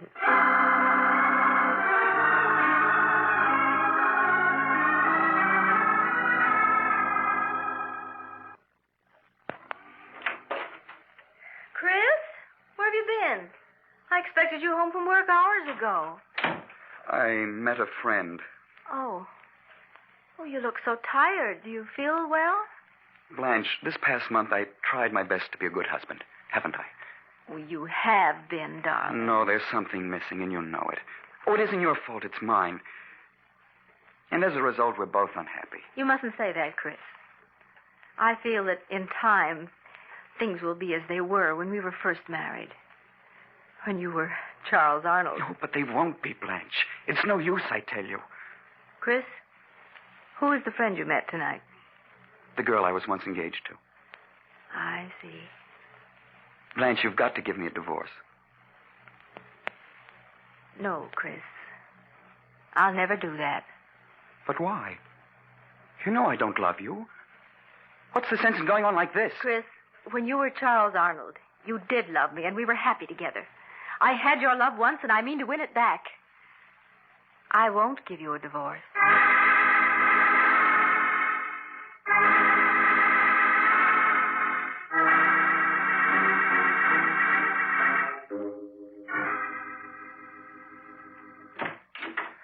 Hello, Judy. Chris, I asked you not to call on me again. Judy, I've got to talk to you. May I come in? Well, all right. But just for a few minutes. Thank you. Judy, even if we hadn't met again a week ago, things wouldn't have been any different between my wife and myself. I'll never love her. And I'm not going on with her. What do you mean, Chris? I'm going to leave her, Judy, and start all over, someplace far away. I just came around to say goodbye. Are you set on leaving her? Yes. Nothing can change my mind about that. Now, you've got to understand my position, Chris. I could never be happy with you if I thought I'd been the one who came between you and your wife. But if you are going to leave her, I would like to see you again when you're free. Would you, Judy? Yes. But I don't want to see you until she's given you a divorce. Divorce? Judy, I am going to be free. Nothing's going to prevent it. Nothing.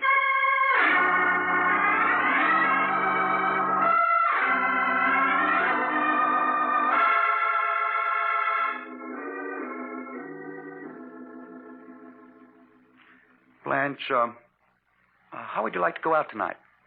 Go out? Yeah, we might take in a show or go dancing. Didn't I ever take you out when I was Charles Arnold? Oh, why, yes. We used to have wonderful evenings together then. Well, why not now? Unless you don't want to. Oh, Chris, there's nothing in the world I'd rather do. Hey, why the tears? Oh, it's just that I'm so happy. Oh, come here. Did this Mr. Arnold ever put his arms around you like this? Oh, yes, often. Oh, Chris, stop squeezing me so tight. Chris. Sorry, darling. Oh, you almost squeezed me to death. That's so you'll remember that I'm your husband and not Mr. Arnold. And Blanche. Oh, yes, Chris. I'm taking a week's vacation soon. What do you say if we go up to the Adirondack Mountains for a week of winter sports? Oh, Chris, I'd love to. Well, it'll be like a second honeymoon.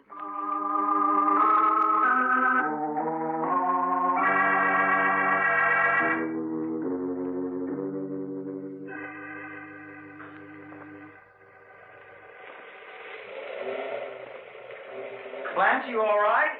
There's only a few more feet to the top. I'm coming, darling. Where are you? Oh, there you are. Oh, Chris. Oh, the view is wonderful from here, isn't it? You're right. Being up here is like being alone in the world. Yes, just the two of us. Oh, this past week's been a wonderful one, Chris. I've never been so happy. Nor have I. Oh, be careful, Chris. Don't go so near the edge.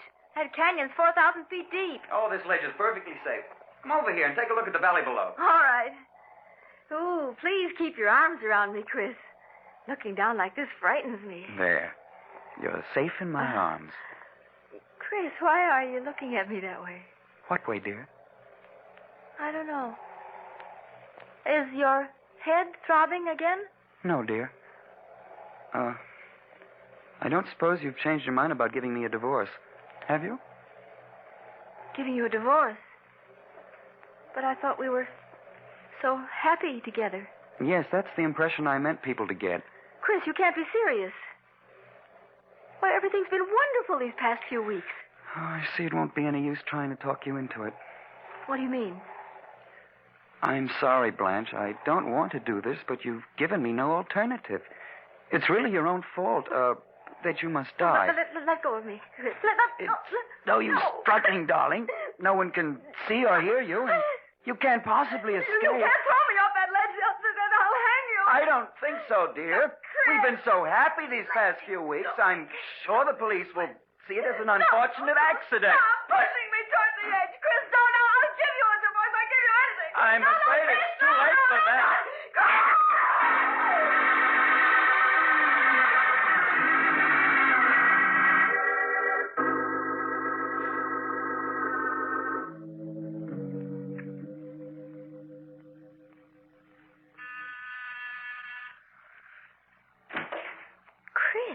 Good evening, Judy.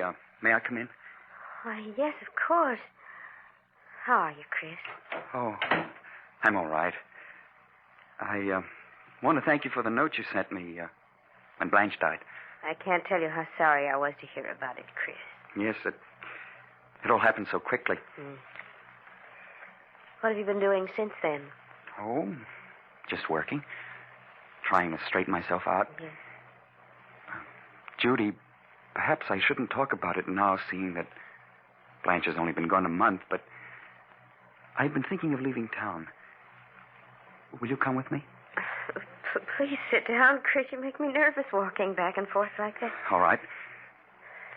But you haven't answered my question. Well, it isn't easy to answer. It would be if you said yes. I see in your eyes you mean no. Why? Chris, I've met someone else recently. Someone else? But you said if I were free, you'd marry me. I didn't say I'd marry you. I said if you were free, I'd like to see you again. But now I'm not even sure of that. You're so different from what you used to be. Stop being clever. If you didn't say you'd marry me, you implied as much. Please, Chris, you're making it so difficult for me. I'm making it difficult for you. And I suppose what I've been through doesn't count. I risked my life to get you. Risked your life? Chris, what are you saying? Are you such a fool as to believe that Blanche fell off that mountain? Chris, you didn't. Yes. And I did it because you said you'd marry me if I were free. Oh, no, I meant a divorce. But she wouldn't give me a divorce. It was the only way I could gain my freedom. And now you tell me there's someone else. Oh, Chris. I did it for you. And you're going to marry me. No, I won't. If I can't have you, no one else will. Chris, what's the matter with you? Chris! We were meant for each other, darling. In life and in death. Chris, if you come any closer, I'll scream for help. No, don't. Chris, no! You won't marry me. You'll never marry anyone else. There. He'll never have you. Open up in there.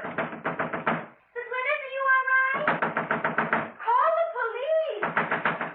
I didn't want to do it, darling. But you forced me to. Oh, my head, it throbs so. Everything's like a nightmare. Open up in there. This is the police. The police? I've got to get away.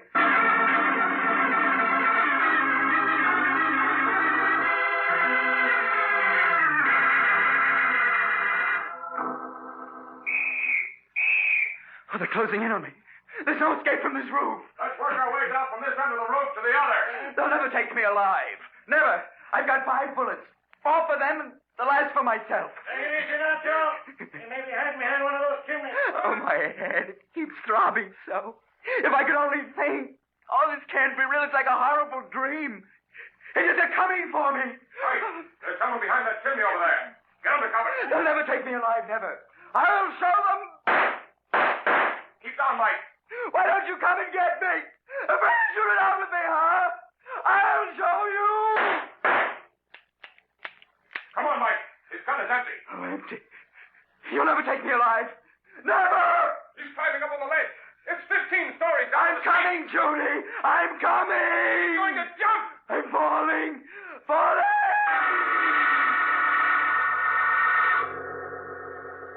You'll never take me. Never. I'm falling. Falling. Doctor, the patient's recovering consciousness. Yes, you're right. He's opening his eyes. Oh, my head. It throbs so. Where am I? Oh, it was a dream. Not real. Oh, thank heaven. Now, you must be quiet. You've been in a serious accident. Accident? Yes. You were hit by an automobile New Year's morning. Would you mind telling me your name? There weren't any identification papers in your clothing, and we'd like to inform your relatives of what's happened. My name? It's... I can't remember my name. I see. Well, what about your address? Can you remember that? No. No, I can't remember anything. Now, you mustn't get excited. It'll all come back to you. You received a fractured skull from the accident. There was a mountain. Mountain? You mean you live near one? I don't know. There was a mountain, and the police were chasing me. And I jumped off a high building. It's all mixed up. You probably dreamed that while you were unconscious. But you're all right now. Just need rest and quiet. Where am I? You're in the Park Hospital, Philadelphia. Philadelphia? What day is it? It's January 5th, 1947. It's 7:26 in the evening. And you don't know my name? No, all we have is your belt buckle with the initials CA. CA? Nurse, will you look after the patient now? I'll be in to see him later tonight. Yes, doctor. Are you comfortable? The initials CA. What do you suppose they stand for? Perhaps the C is for Charles? Charles? Charles. I don't know. Well, suppose I call you Charles, just for the time being. I always liked the name Charles. All right. What's your name? I'm Miss Thompson, but you can call me Blanche. And, Charles, let me be the first to wish you a happy 1947.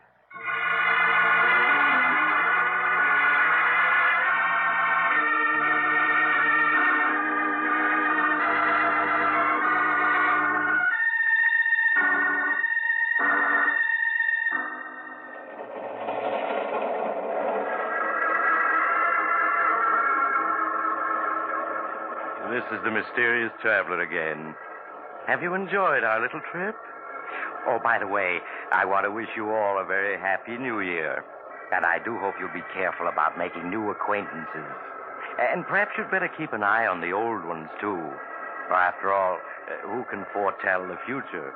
Not even Chris Andrews, or should I say Charles Arnold, knows what's in store for him. But we do, don't we? And speaking of the future, Oh, you're getting off here. I'm sorry. But I'm sure we'll meet again. I take this same train every week at this same time.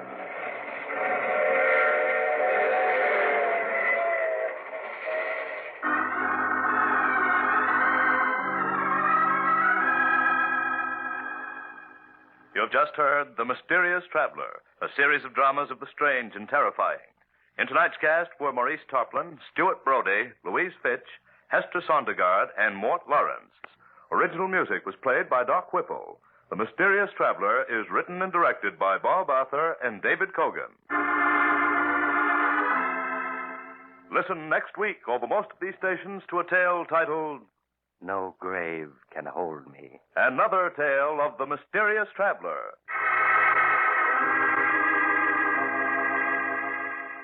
The Mysterious Traveler has been presented from our New York studios. Carl Caruso speaking. This is the Mutual Broadcasting System.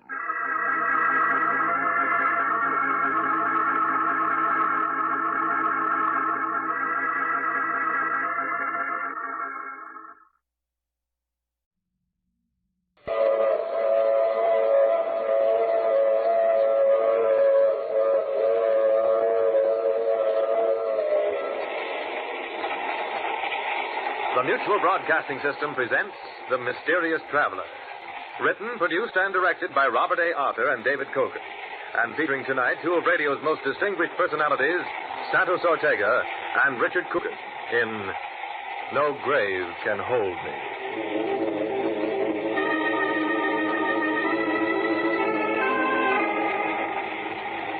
This is The Mysterious Traveler, inviting you to join me on another journey into the realm of the strange and the terrifying. I hope you will enjoy the trip, and it will thrill you a little and chill you a little as we travel tonight into the world of shadows, from which no man may return, and we learn the story of one who does return. It's a story I call No Grave Can Hold Me.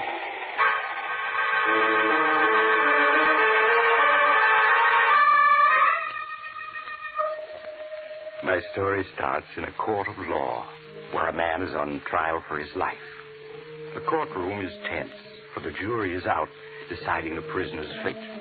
But the prisoner himself, a tall man with glossy black hair and piercing eyes, sits calmly with his lawyer, his daughter Nora, and his son-in-law Harry Wilson, waiting for the fateful verdict. Oh, dear, I wish we knew. Father, I think the jury is coming in now. They say it's a bad sign when the jury is out for such a short while. You need not worry, either of you. I shall be free. I certainly hope so, Randolph, but... Well, you know, you did admit you killed Clemens. Because he insulted me. He called me a mountebank, a charlatan, a trickster. He called the great Randolph a faker. So he died. There they come. Oh, Father, I'm frightened. They're taking your places in the jury box now. They look awfully grim. I repeat, have no fear for me. Foreman of the jury, has the jury reached a verdict? It has, Your Honor. What is the verdict? We find the defendant guilty as charged of murder in the first degree. Oh, no, no. They found you guilty. The fools. They, too, think that I'm an impostor, a trickster. They shall learn different. If I die, so shall they. The prisoner will rise. Father, you to stand up. The prisoner will rise. Very well.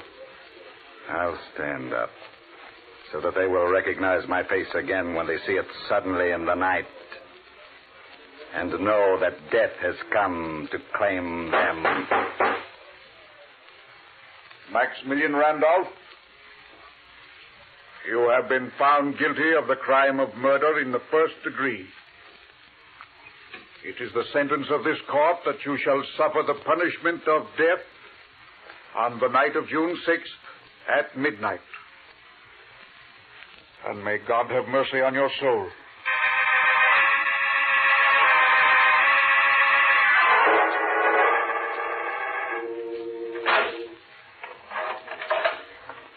Visitor for you, Mr. Randolph. Thank you, Guard Miller. You can see him for only 5 minutes, Mr. Wilson. Yes, all right, Guard. Hello, Randolph. Good evening, Harry. I see that my guard Miller managed to get you in to see me. Yes, he did. Time is so short that... Well, I know. It is almost midnight.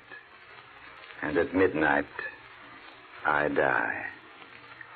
But Guard Miller has become a good friend. I knew he'd arrange it. Nora and I saw the governor this afternoon. He refused to do a thing. It does not matter. What is death but a new garment for the soul to wear? Nora's waiting outside. You said you didn't want to see her tonight. That is as I wished. You were my assistant. We were very close, you and I. And now there is a last promise you must make to me. Anything, Randolph?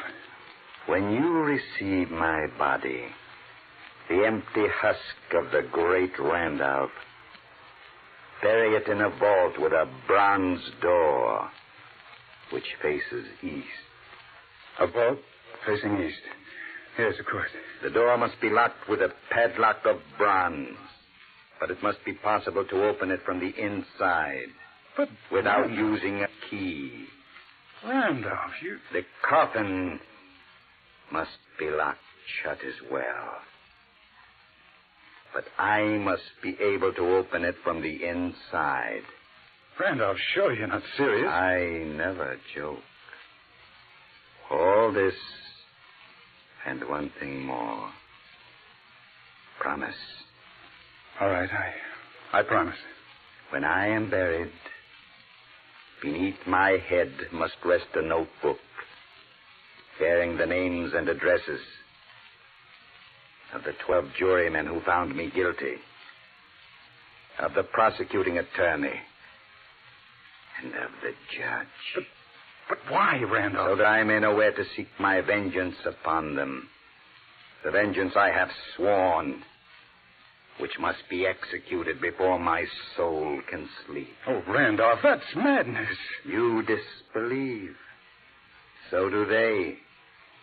But in my studies, I have learned many things. And one of them is how to reach back from behind the dark curtain of death. Hi, time is up, sir.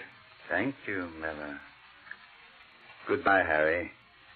Just tell me one more thing. Is the full moon shining tonight? Yes. It's a full moon tonight. Good. And each time hereafter that it shines, one of my enemies will join me in death.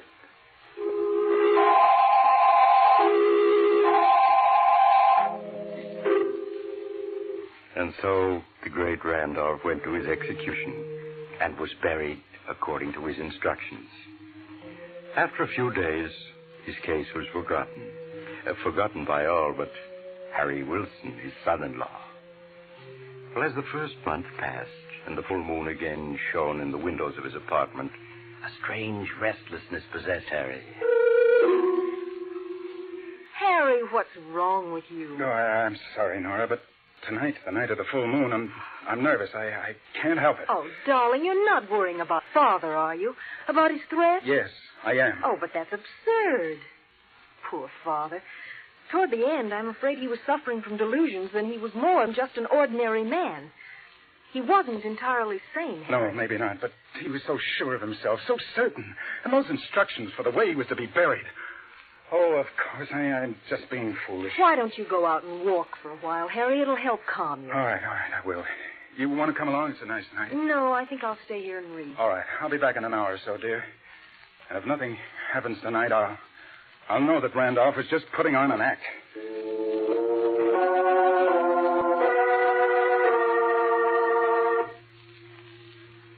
A little later, another man was also walking in the moonlight of a beautiful July evening. This one was short and stout. He was strolling homeward from a small poker party with his friends when, in the dark shadows cast by the trees along the edge of the park, a tall figure stepped directly into his path. Just a moment, Adam. Who are you? What do you want? Just to talk to you. I don't want to talk to you. Get out of my Not way. so fast, my friend. Look. A gun. Say, what is this, a hold-up? No, Adams. It is not a hold-up. And why are you threatening me with that gun? Why have you got that scarf covering your face? Because my face has changed in the months since I was executed and buried. It's rather frightening now. What are you saying? Who are you, anyway? You're beginning to recognize my voice, aren't you? You know who I am. You just don't want to admit it to yourself. Great Randolph. Whom you, as foreman of the jury, caused to be executed. Oh, no, it's not possible. No one could come back from the dead. No ordinary man. But the great Randolph has come back. No, I don't believe it. There's a trick of some kind. And is this a trick, Adams? Is it? Is it? Let go of me. Is it?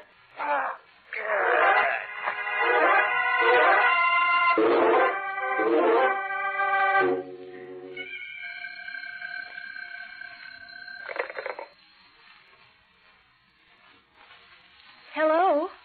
Hello, Nora. Is Harry there? No, he's out for a walk. Who is this? Don't you recognize my voice, Nora? Surely you heard it often enough. Father. Oh, no, it can't be. Strange how skeptical everyone is of me. Even my own daughter. Father, it is you. What do you want? I just want to tell Harry that I've claimed the first victim of my vengeance. Exactly on the stroke of midnight. The same minute when I died. Oh, no, no. And I wanted to warn him that he must do nothing to interfere with my plans. Or if he does, I shall have to add him to my list of victims.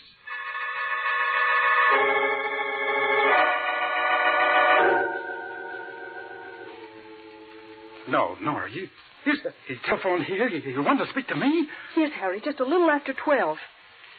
He said that he... Yes, I know. I heard the news. I was in a restaurant having coffee, and he came over the radio. Adams, the foreman of the jury, was found strangled in front of his home. Oh, but it's impossible. And yet it was his voice, Harry. Father's voice. Oh, we've got to do something. Nora, I've got to warn the others on that list. The other jurors, Baldwin, the district attorney, and Judge Dexter. Yes, but he said if you tried to interfere... I know, but that doesn't matter. In the morning, I'm going to District Attorney Baldwin. He'll believe me. He'll have to.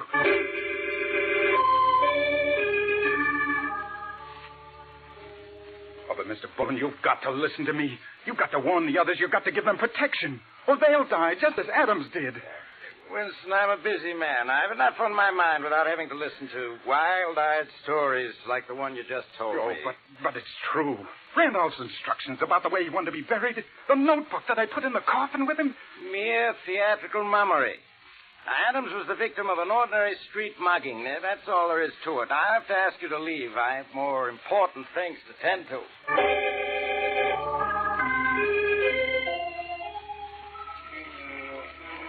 Mr. Lord, you're a sensible man. You edit the biggest newspaper in this city.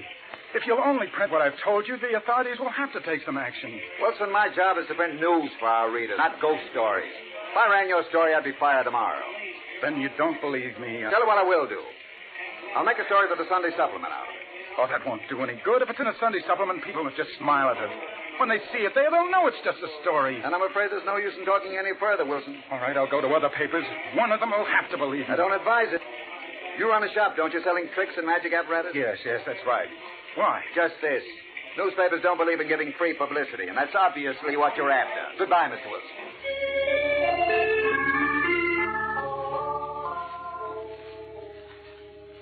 I'm very sorry, Mr. Wilson, but Judge Dexter is unable to see you. Oh, but, miss, did you explain to him what it's about? How important it is? The judge said if you cared to write him a letter, he'd give the matter his consideration. Oh, that's no good. I got to talk to him. I'm sorry. He's leaving today for his vacation, and he won't be back for a month. Perhaps he'll be able to see you then, but he simply can't see you now.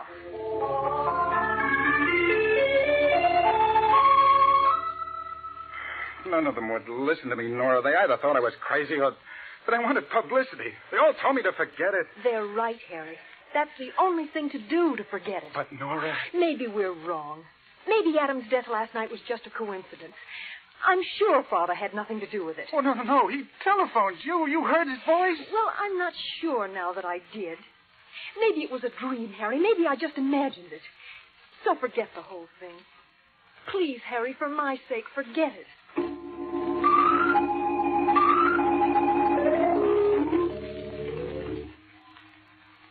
Oh, Harry, darling, it's no good just pacing up and down. Please sit down and try to relax. I can't, Nora. I can't.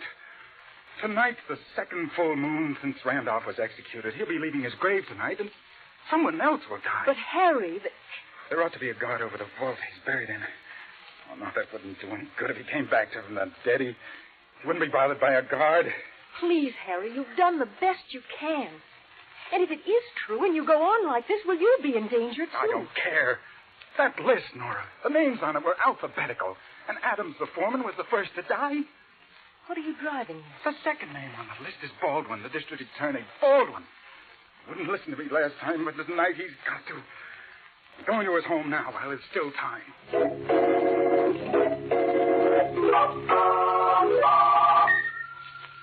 Mr. Baldwin, you are in danger tonight. I'm sure of it. Deadly danger. No, you mean it, I'm sure, Wilson. Yes. I thought it was some kind of a gag before. Now I can see you fully believe everything you've said. Oh, then you will take precautions, at least for tonight? I've been an officer of the law for 30 years. I've been threatened by a lot of convicted murderers, but not one of them has come back to get me yet. But you don't understand. The great Randolph is different. He had powers that we know nothing about. Perhaps, but I doubt it. Now, Wilson, I appreciate your warning, but I can't take it seriously. Oh, really. Then you won't guard yourself? No more than usual. I'll lock the door presently. I'm sure that'll keep out any ghosts who may come this way. Mr. Baldwin, please, it's almost midnight. At least let me stay with you for another hour. I'm sorry, but I'm about ready to turn in. I expect to sleep well, too. Now, you go on home, do the same, because nobody's going to be harmed tonight by the great Randolph spook. I guarantee it. Oh, no, please, I wish you'd let me stay. I couldn't think of it. Now, you can find your way out yourself, can't you? I'm sure. Yes, of course. All right, Mr. Baldwin, I won't bother you any longer. Good night. Good night, Wilson. Well, he's gone. Afraid the poor fellow needs to see a psychiatrist. Randolph's ghost. I only hope I never have anything worse to be afraid of than Who's there? Who came in just now? Wilson, is that you again? No, my friend. It is not Wilson. Who are you? What the devil's the meaning of this? You don't recognize me, then? How can I? That cloak with the collar pulled up over your face. That is to spare the world a sight that should remain forever hidden within the darkness of a coffin. But my voice... Surely you recognize that. What are you talking about? Now, get out at once, or I'll call for the police. It would tax their powers to arrest me. They have no authority in the world to which I belong. No, it can't be. I see you have recognized me. You should have taken Wilson's warning, Baldwin, because I'm here. The great Randolph, at your service. Oh, it's impossible. That's been said of so many things, hasn't it? But I think I can convince you. No, stay away. Help! That won't do you any good. By the time anyone comes who will have joined me in the world of death. Oh!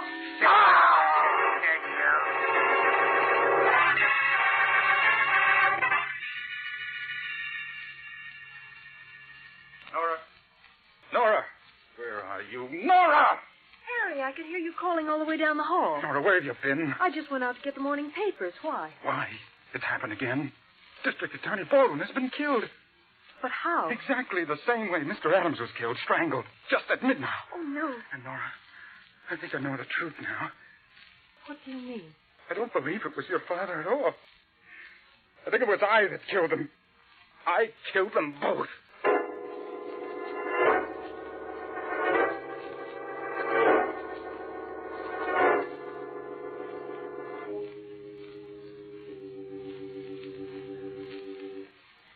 No, you've got to do it. There's a full moon tonight. You've got to lock me in this apartment. Oh, but Harry, you couldn't possibly have killed those two men. I could.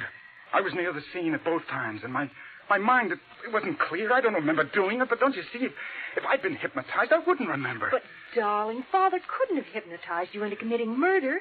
It's a law of hypnosis. The subject won't do anything he knows is wrong. I know that, but I can't be sure. I believe that in those few minutes I was with him, somehow Randolph impressed on my mind orders to carry out his vengeance for him. Oh, darling, I'm sure he didn't. But if you insist, I'll lock you in. All right. Well, I want you to go now. Might not be safe for you to stay with me. All right, Harry. I'll go to a movie. Got to stay locked in until after midnight. Then even if I am hypnotized, I won't be able to do any harm. You do understand, Nora, don't you? Oh, of course, darling. I'm sure you're wrong, but I'll do anything you say. All right, now. Lock me in. And don't you come back until after midnight.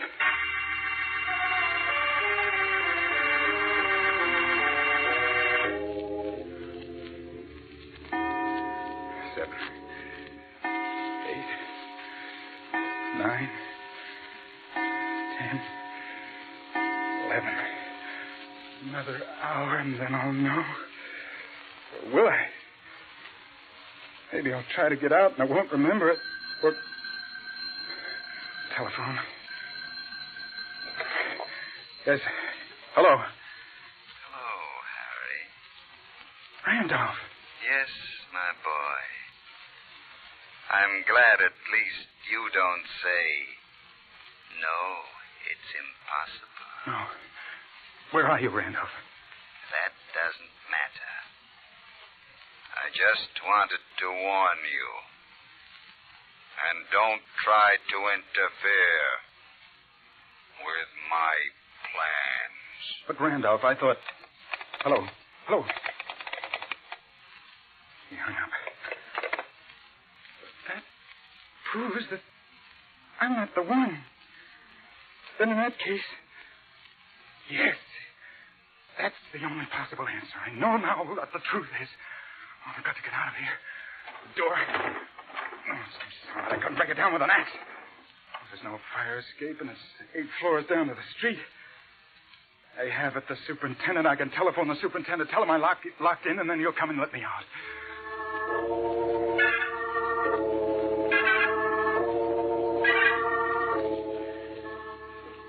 Judge Dexter, first Adams died, then Baldwin. Their names were the first 2 on the great Randolph's list. Your name is third. And so you think that tonight I'm scheduled to die, huh? Yes, I'm sure of it. And you say you warned Baldwin last month just before he was murdered? I did. And he laughed at me. But he died just the same. And you're seriously asking me to believe that a dead man legally executed by the state is walking the streets tonight seeking my life? I tell you, he telephoned me only half an hour ago. I recognized his voice. You know, of course, that your story sounds like the ravings of an insane mind. I know it. That's why I've kept quiet this last month. I did try to convince the police, the district attorney, and all I got was laughed at. And then... Yes, and yet, obviously, you're in earnest. I don't think you're crazy. I'm not. For a little while, I thought that I was the killer. You? How? I thought I was under post-hypnotic control, that Randolph had planted in my mind the impulse to kill his enemies. But that phone call proved that I was wrong. And what do you propose that we do? If we went to his tomb, perhaps then we'd learn the truth. Why, Wilson, what do you want to open Randolph's tomb for? Don't you see? If we go there and we find Randolph is still in his coffin, then I'll know that the real murderer is my wife, Nora.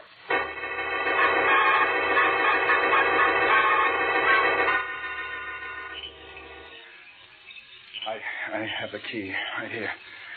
I'll have the padlock off in a minute. Well, then hurry. The moon is bright. I'd hate to have anyone see us. Yes, all right. A very strange story, a man in my position prowling around a cemetery at midnight. Oh, but we had to come, Judge. We had to make sure. Well... There. Unlocked it. We can open the vault door now. I'm rather sorry I paid any attention to you, Wilson. But we're here now, so let's get this thing over with. Now, I'm going in first. But don't forget, I'm armed. Oh, don't worry about me. There, I've shut the door. Be safe to turn on the flashlight now.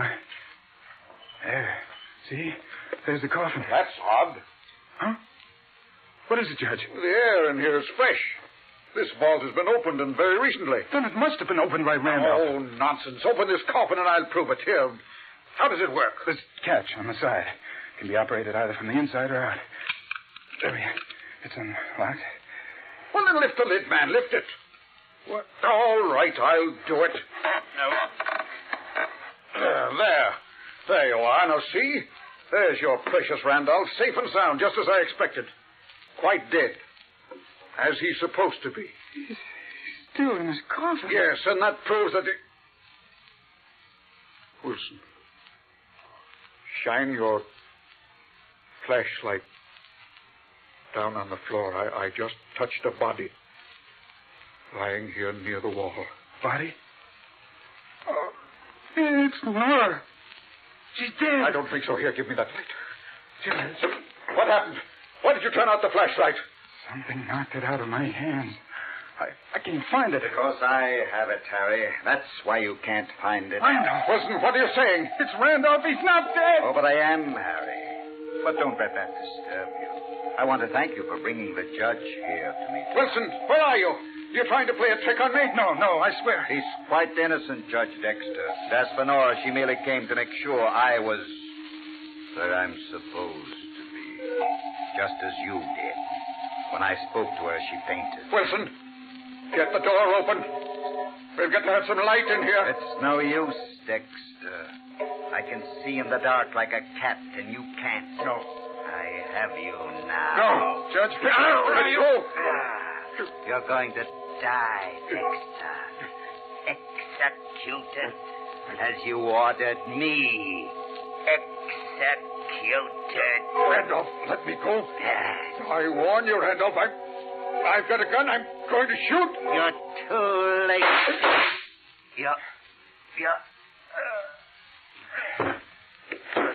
Are you all right? Yes. Yes, I am. Now see if you can find the flashlight. I think I've taken care of Mr. Randolph. If it was Randolph. I think I have it. Yes, here it is. Judge, Randolph's body, it's still in the coffin. I rather thought it would be. Harry? Harry, is that you? Oh, Nora. You're not hurt? No, just my head. I came here to see if Father... We understand, Mrs. Wilson, and then someone hit you. Yes, from behind. There was someone here in the vault. I just got a glimpse of him, and then he hit me. But who was it? That's what we're just about to find out. Now, let me have the flashlight, Wilson. Yes, of course. I think he fell over here.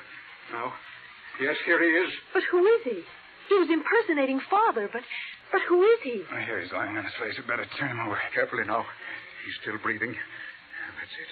Oh, it's Miller, the guard from the penitentiary, the one Randolph said he made a friend of. Yes, the one who was guarding him just before he was executed. Oh, that's it. It was Miller.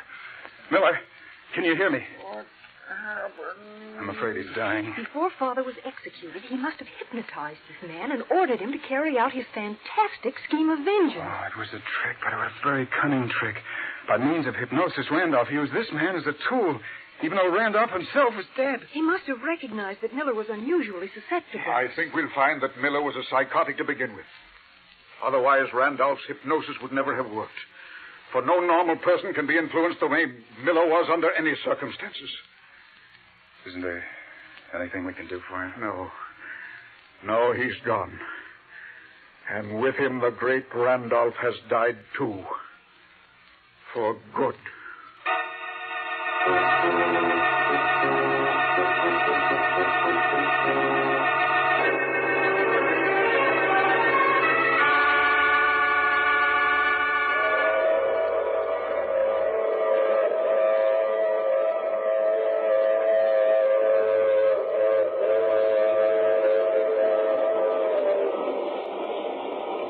This is the mysterious traveler again.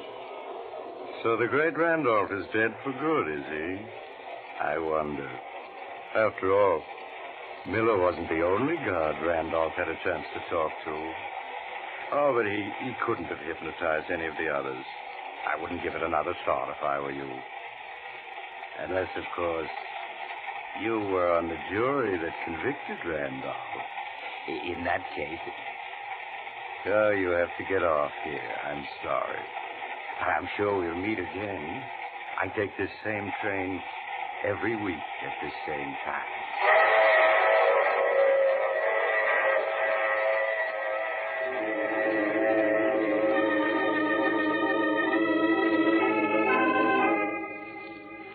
You have just heard The Mysterious Traveler, a series of dramas of the strange and terrifying. The role of the mysterious traveler is played by Maurice Tarplin. In tonight's cast were Santos Ortega, Richard Coogan, Shirley Blank, and Bill Smith. Original music composed and played by Al Finelli.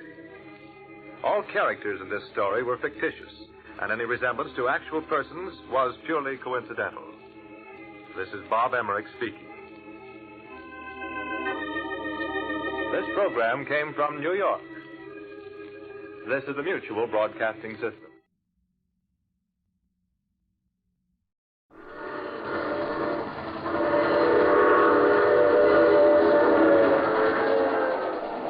Mutual presents The Mysterious Traveler.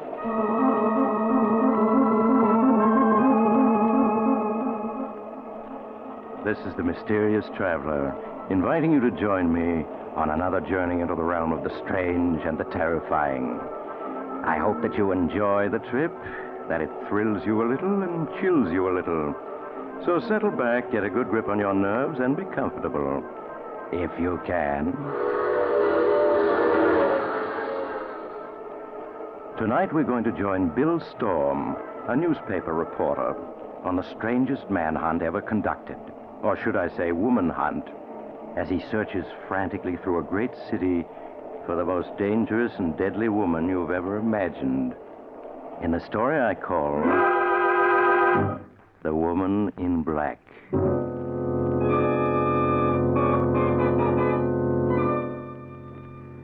And now here is the story as Bill Storm himself wrote it down when he began to be afraid that maybe he was going to succeed in his hunt for the woman in black.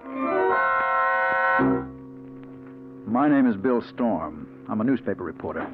And I'm writing this because I have a date tonight. A date with a gorgeous brunette with big dark eyes and the smoothest, softest voice in the world. Sounds nice, doesn't it? Well, I'd like to believe she's nice, but I can't. In my heart, I know she's the most dangerous woman in the world. Up to a week ago, I'd never even heard of her. A week ago, the day of Rusty Dean's funeral. You know, the big shot, gambling, slot machines. Killed by a solitary gunman while stepping out of his nightclub. They didn't catch the killer, but they gave Rusty the biggest funeral since Prohibition. I was on the rewrite desk that afternoon. My best friend, Tom Jervis, was covering the funeral. And along about 4, he phoned in. First, he gave me all the dope on the funeral, and then he started telling me about some brunette he just met. He was always a sucker for brunettes. Bill, she's a knockout. Big black eyes and the smoothest, softest voice in the world. I want you to meet her. Oh, blonde's more my style, Tom. Anyway, you're supposed to be working. Or have you forgotten? I am working. Listen, Bill, I've got a front-page story here. Theda led me to it. Who did? Theda, that's her. Theda, Theda.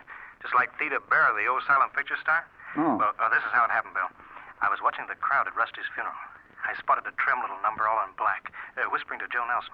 Well, who's Nelson? Joe Nelson, a small-time thug. Well, anyway, she moved off. I thought she might be a relative of the deceased, so I asked Joe about her. He claimed he'd never seen her before.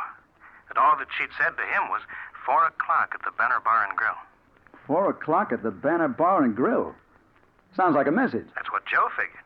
Only decided that she'd delivered it to the wrong guy.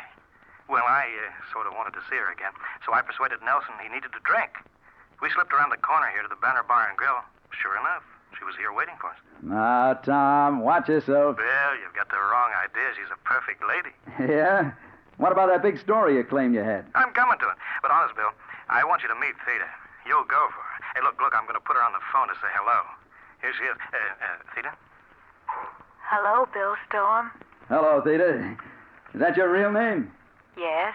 Don't you like it, Bill? Well, sure I like it. What's the rest of it? Any girl my sidekick goes overboard for, I'd like to know her name. There isn't any rest of it, Bill. Just Theda. Oh, nobody is just one name. Not these days. Sorry, Bill. It's all I've ever had. Here's Tom again. Listen, Bill, I'm going to fix up a date with her for you. But here's the story that I promised you. Joe Nelson has been getting quietly plastered. And from what he's let slip, I'm positive he's the gunman who killed Rusty Dean. He is? Well, then hang on to him. I am. You get a car, come down here. We'll smuggle him up to the office and work on him. Maybe we can get the whole story out of him. I'll be there in 15 minutes. Keep buying him drinks till I get there. What's the address? It's on the corner of 5th and Spruce. Bill, 2 men just came in the door. They got Tommy guns. They're after Joe Nelson. Tom, what happened? They just mowed him down. Theda's gone. She slipped away when they came in. I think she fingered him for them. Yeah, that explains everything. Bill, they're coming over toward this phone booth. They're going to shoot. Bill! Tom! Bill, they've got me. She knows who they are. She's working with them. So long, Bill.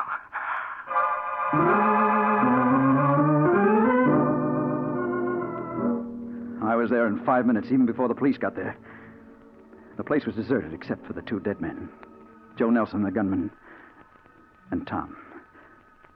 Tom, my best friend, led to his death by a Delilah in a black dress.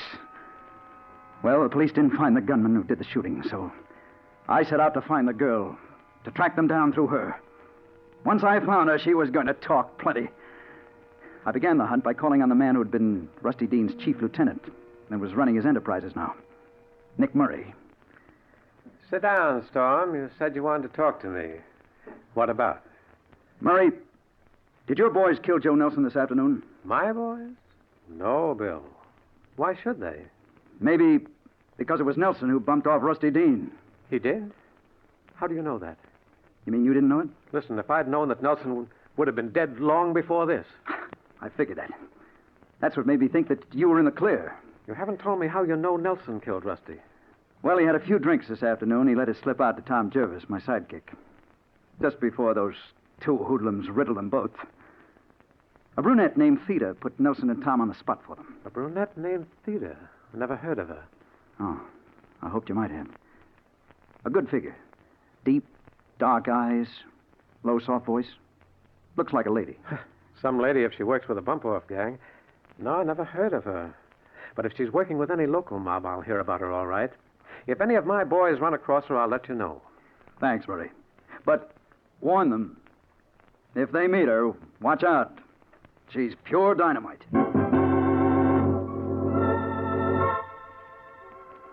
Well, that was one lead that got me no place. So next I dropped in on Captain Hughes, the head of homicide, to ask if the police had gotten any fingerprints off the glass the girl had been drinking from before the shooting started. Sorry, Bill. No dice. You mean you didn't get anything from the girl's glass? Not a thing. You see, she hadn't touched it. None of the liquor was gone. Well, now that proves that she wasn't on the level. Not necessarily, but well, I've issued orders to have her picked up if she's found. Not much to go on, though. We tried to get a description from Gomez, the waiter who served them, but... But what? Well, he says he didn't get a good look at her. When she slipped away, he didn't even see her go. Some eyes he must have had. I suppose he didn't even see the shooting. Not much of it. He dived down the cellar steps when it started. He's in Civic Hospital now. Well, I'm going out there to talk to him. He must have noticed something. Oh, and so long, Captain, and thanks.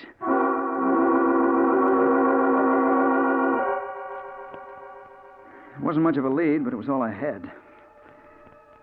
It was pretty late by now, and when I got there, the hospital had settled down for the night. They put Gomez in a ward, and outside the ward, I found a nurse on duty. The blonde kid who turned as I came up. Oh, good evening. You looking for someone? Yes, my name is Storm. I'm looking for a patient named Gomez. Gomez? Oh, yes, broken arm and internal injuries. How is he? Is he awake? Yes. He's feeling badly, complains of pains in his chest. Well, if he's awake, I want to talk to him. This is police business. What bed's he in? The last one, down by the far door. But I'll have to ask the doctor if you can see him. Will you wait here? She disappeared down the hall, but I didn't wait. The ward was dark, except for a couple of dim lights. I started for the far end, and then I saw her.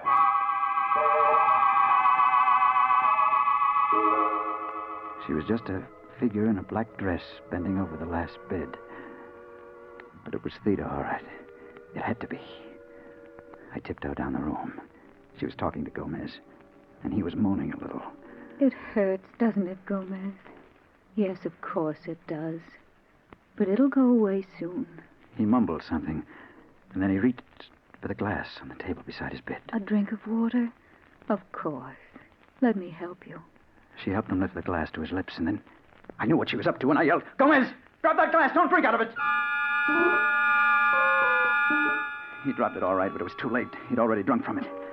He turned to stare at me, his mouth open, and she moved toward the door right beside her. I ran after her, but it was too late. When I reached it, she was gone, swallowed up in a dark hall. I knew it wasn't any use hunting for her, and I turned back to Gomez. In my impatience, I grabbed his shoulder. "Gomez! Who was she? What did she want?" Mr. Storm, you're not supposed to be in here. What are you doing to my patient? I'm going to make him answer Take me. your hands off him. He's not going to answer any questions for you tonight. And I say yes. I'm afraid not, Mr. Storm. He's dead. Yes. He was dead, all right. The only possible witness who could have led me to her, and she eliminated him. And then I knew that whoever she was and whatever her game was, trying to find her was going to be about as safe as moving into a den of rattlesnakes. I put in a bad night trying to figure it all out. Next morning, when I got down to the paper, my eyes looking like two holes burning a bladder, I hunted up my editor, Harry Holloway, in the city room. Well, look at Frankenstein. What happened to you, Bill? Oh, I'm all right, Harry. Listen, anything new come in about those thugs who killed Tom? Not a thing. Papers needling the police, but, well, so far, no results. And there won't be either, till we find that girl in black. She's the key to the whole thing, I know it. Aren't you getting a little hipped about that girl in black? After all, she may be perfectly innocent. Oh, yeah? Then how do you explain her killing Gomez last night, just before I could question him? Bill, are you sure you didn't imagine you saw her at the hospital? After all, nobody else did. Not even the nurse. Imagine it. I heard her talking to him. In a soft, honey voice, as if she was bringing him flowers instead of poison. Yeah, that's another thing. The hospital autopsied Gomez. Found no trace of poison. They claim it was internal hemorrhage and shock that killed him. Sure, the shock of a nice, healthy slug of poison in his glass of water. Suppose they didn't find anything. They weren't looking for it, that's all. Harry, look, I saw her kill her. Okay, you saw her. Now what? I want to be relieved of all assignments until I find her, that's what. She's in this city, and I'll run her down inside a week. Or I'll quit calling myself a reporter. A week, I said. It didn't take any week to find her. Not that girl. She got around too much. I saw her again just 1 hour later. It happened like this. I went back to my apartment, and I dropped into a chair beside my window. And I started trying to figure my next move. Now, I have an inside room, and the window looks right out on another building across an air shaft, not 10 feet away. I'd been sitting there about half an hour when, out of the corner of my eye, I saw someone in the room directly across from me come to the window and stand there, looking over at me. It was a girl in a black dress, wearing a cute little hat with a black veil down over her eyes. And as soon as I saw her, I knew it was Theda. Don't ask me how I knew, I just did. Standing there with a 10-foot air shaft separating us. Well, I did what I could. I turned so that she couldn't see what I was doing, and I got Captain Hughes on the phone. He said that he'd have the building surrounded if I could keep her talking for 5 minutes. Well, I hung up the phone, and I turned back toward the window, trying to act casual. Hello, Theda. Looking for me? Hello, Bill. No, it's just accidental that I'm here. But you're looking for me, aren't you? Her voice did something to me.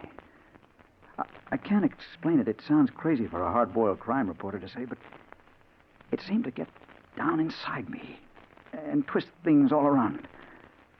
Why, a minute ago, I had hated her. And now...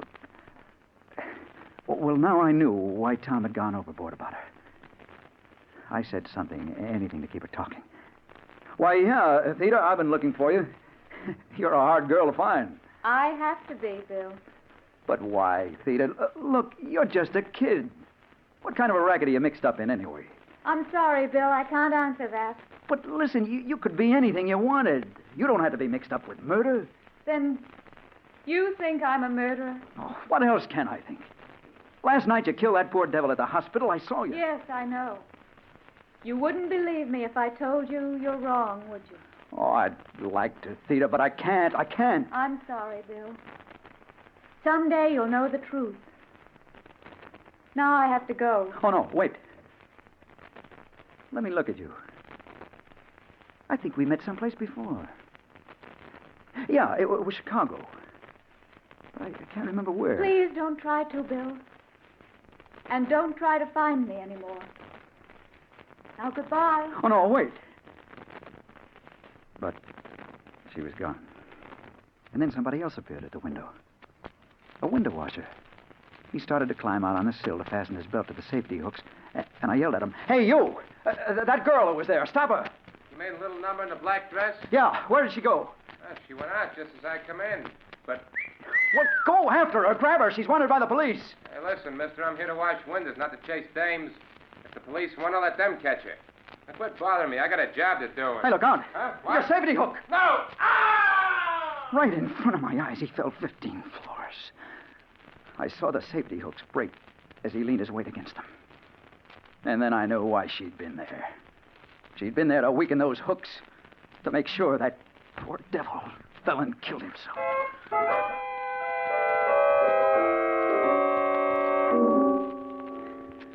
Well, Storm, we didn't get her.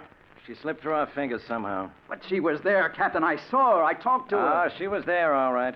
We found a handkerchief in the room, a woman's handkerchief. Initial J on it. Heavy perfume. Here it is. Lilac. It's drenched in lilac. But look, the initials J. She said her name was Theta. She was kidding you. But she did the job, all right. Those safety hooks had been filed away to nothing. One of the local mobs is trying to get control of the window washers union. That's why she was killed. Intimidation. Sweet little lady, that one. Hey, but Storm, the elevator boy who took her up says she was a blonde, not a brunette. He was crazy. Her hair's as black and soft as midnight. Getting poetic, aren't you? I wonder if you're still as anxious to find that girl as you were. What? Of course I am. Yeah? And when I find her, she'll get what's coming to her.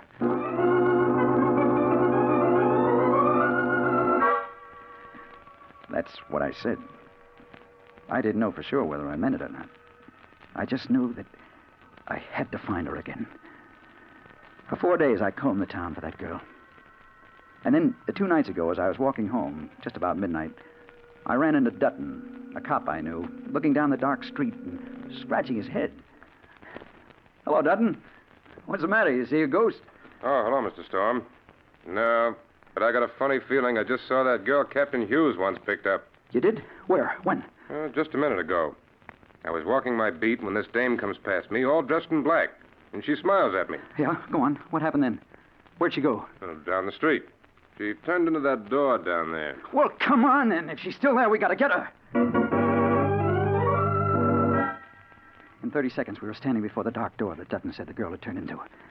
It was partly open. That's the door, Mr. Storm. But that's the entrance to a first storage loft. Why would she go in there? I don't know, but we'll find out. Well, better let me go first. I got a gun here. I'll see what's going on inside. He pushed the door open, stepped into the dark hall.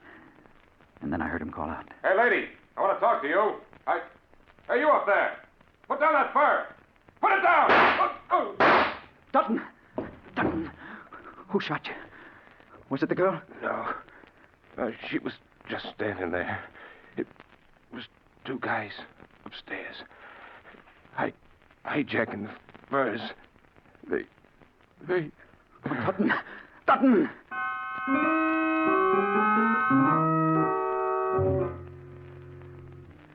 But listen, Storm, you say you didn't see her. Then how do you know it was the same girl? I know, Captain Hughes.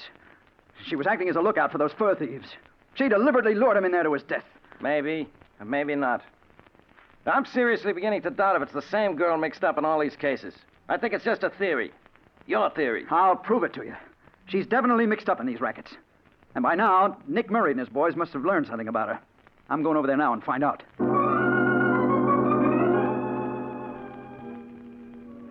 When I got to Murray's club, one of the boys showed me up to the office. Hello, Storm. Come in and sit down. Thanks. I will. Can I fix you a drink? No, thanks. No? I just wondered if you'd picked up any trace of that girl I was asking you about. Theta? No, the boys haven't turned up a thing. Look, are you sure you're not just imagining her?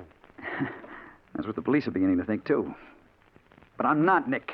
She's real, all right. Listen, if there was any such girl working in this man's town, I'd know about her by now.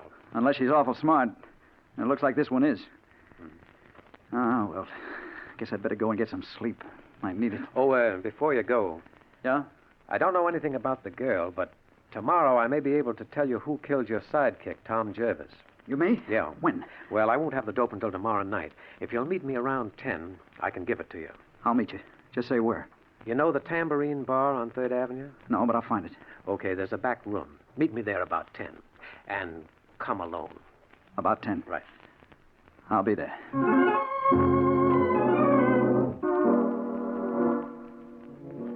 I went home, but I didn't get much sleep. I was too keyed up. About 3, I got up and I put on a dressing gown. I sat down by the window to smoke. And then, behind me, Hello, Bill Storm. I turned, and she was there, standing in the doorway. I started to get up. No, stay where you are, Bill. Unless you do, I'll leave. Theda, why have you come here? You've been looking for me so hard, Bill, I thought I ought to. Look, I won't touch you or try to make you stay, but let me get up and fix you a drink. I'm sorry, Bill. I can't stay. But I did want to tell you the time has come when you can know the truth about me. You mean you're going to tell me who you are and why you've done what you did? Everything, Bill. But not tonight. I'll see you again tomorrow, though. When? Where? You have an appointment, don't you, with Nick Murray at 10 o'clock? Oh, yeah.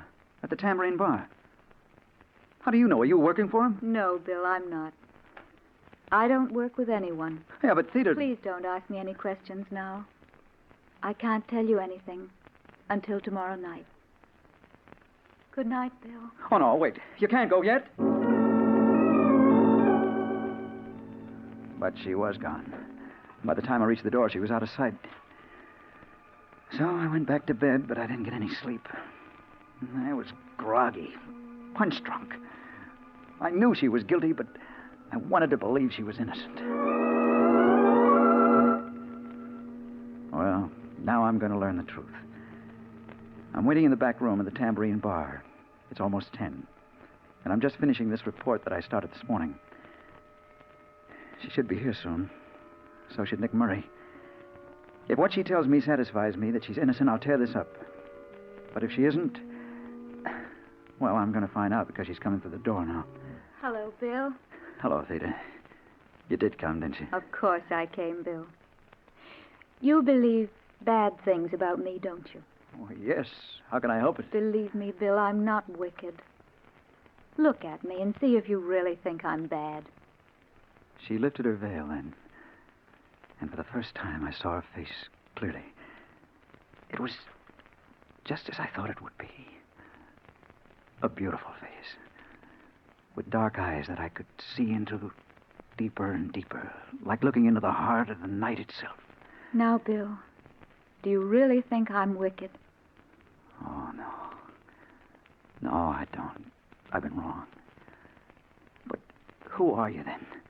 What's your connection with these murders? You'll know in a moment, Bill. I have to leave you, just for a minute or two. Just while you talk to Murray. He's coming now. She slipped out one door while Murray came in the other. Nick closed the door behind him and sat down. Well, I see you're on time, Storm. Yes. If you can tell me who killed Tom Jervis, I want to know. That's what I'm here for. 2 of my boys killed him. 2 of your boys? That's right. You see, Joe Nelson killed Rusty Dean on my orders, so I could take over. Then I saw your friend trying to pump Joe. I couldn't very well afford to take chances. I had to get rid of both of them. I see. That explains a lot. What about the girl? I don't know a thing about her. I think you just made her up as an excuse to come asking me questions. Oh, no. No, I didn't. She's real. I know better. Because you did see a girl in that apartment where the window washer fell, but not a girl in black. You saw Janice, my girl. She filed those safety hooks, dropped that handkerchief the police found. She did? You mean you had that fellow killed? Yes, Storm. Just a little business deal I'm interested in. And last night I decided you were getting to be a nuisance. That's why I'm telling you all this now. Because you're not going to pass it on. Oh, no. No, put that gun away. You can't get away with it. You... Goodbye, Storm. We won't be meeting again.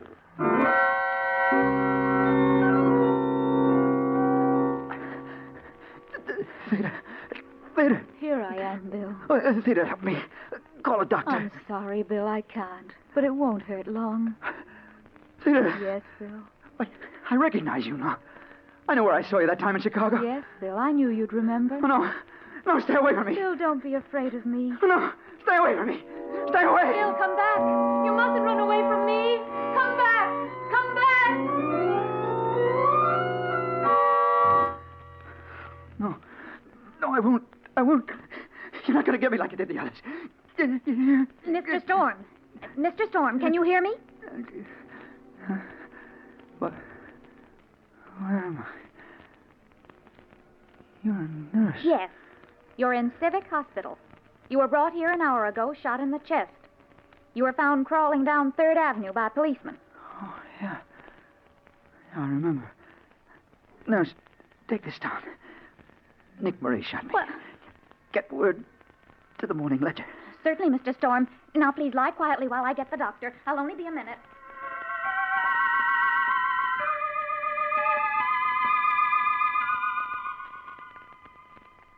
Hello, Bill. Hello, Theda. You followed me here. Yes. You shouldn't have run away, Bill. I did it because I remembered where I saw you last. In Chicago. The time I was in a taxi accident. I saw you in the other car just before we hit. 3 people were killed. That's right, Bill. You did see me then. And now you know who I am. Yeah, I know. Now I understand why you have to be around when people die. You don't kill them. It's just your job to be there. But I never expected you to be a beautiful girl. Why not, Bill? Just because people think of me as an ugly old man with a scythe, does that make it true? I'm not really ugly, you know.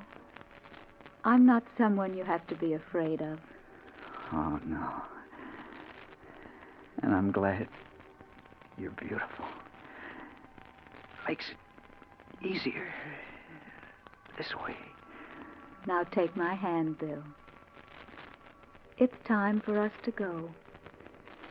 Yeah, sure. I'm ready.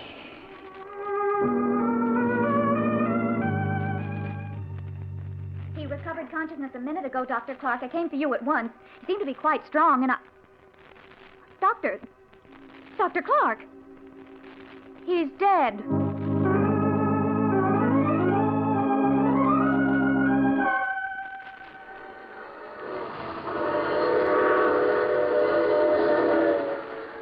This is the mysterious traveler again. So that was the secret of the girl in black. Theda, a strange name. Theda. I wonder if Bill ever did realize that those are the same letters that spell death. But he did what he set out to do. He learned the truth, and he avenged his friend, and he... Oh, you have to get off here. I'm sorry. But I'm sure we'll meet again. I take this same train every week at this time.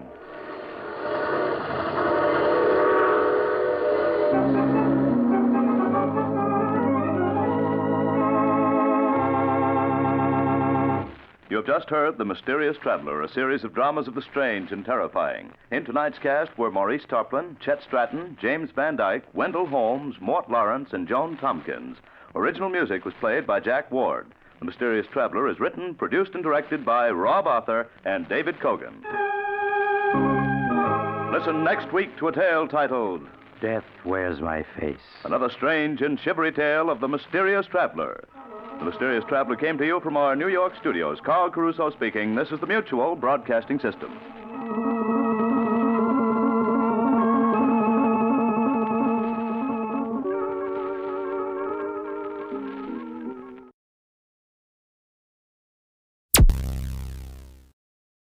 Thank you for listening. Please like and subscribe.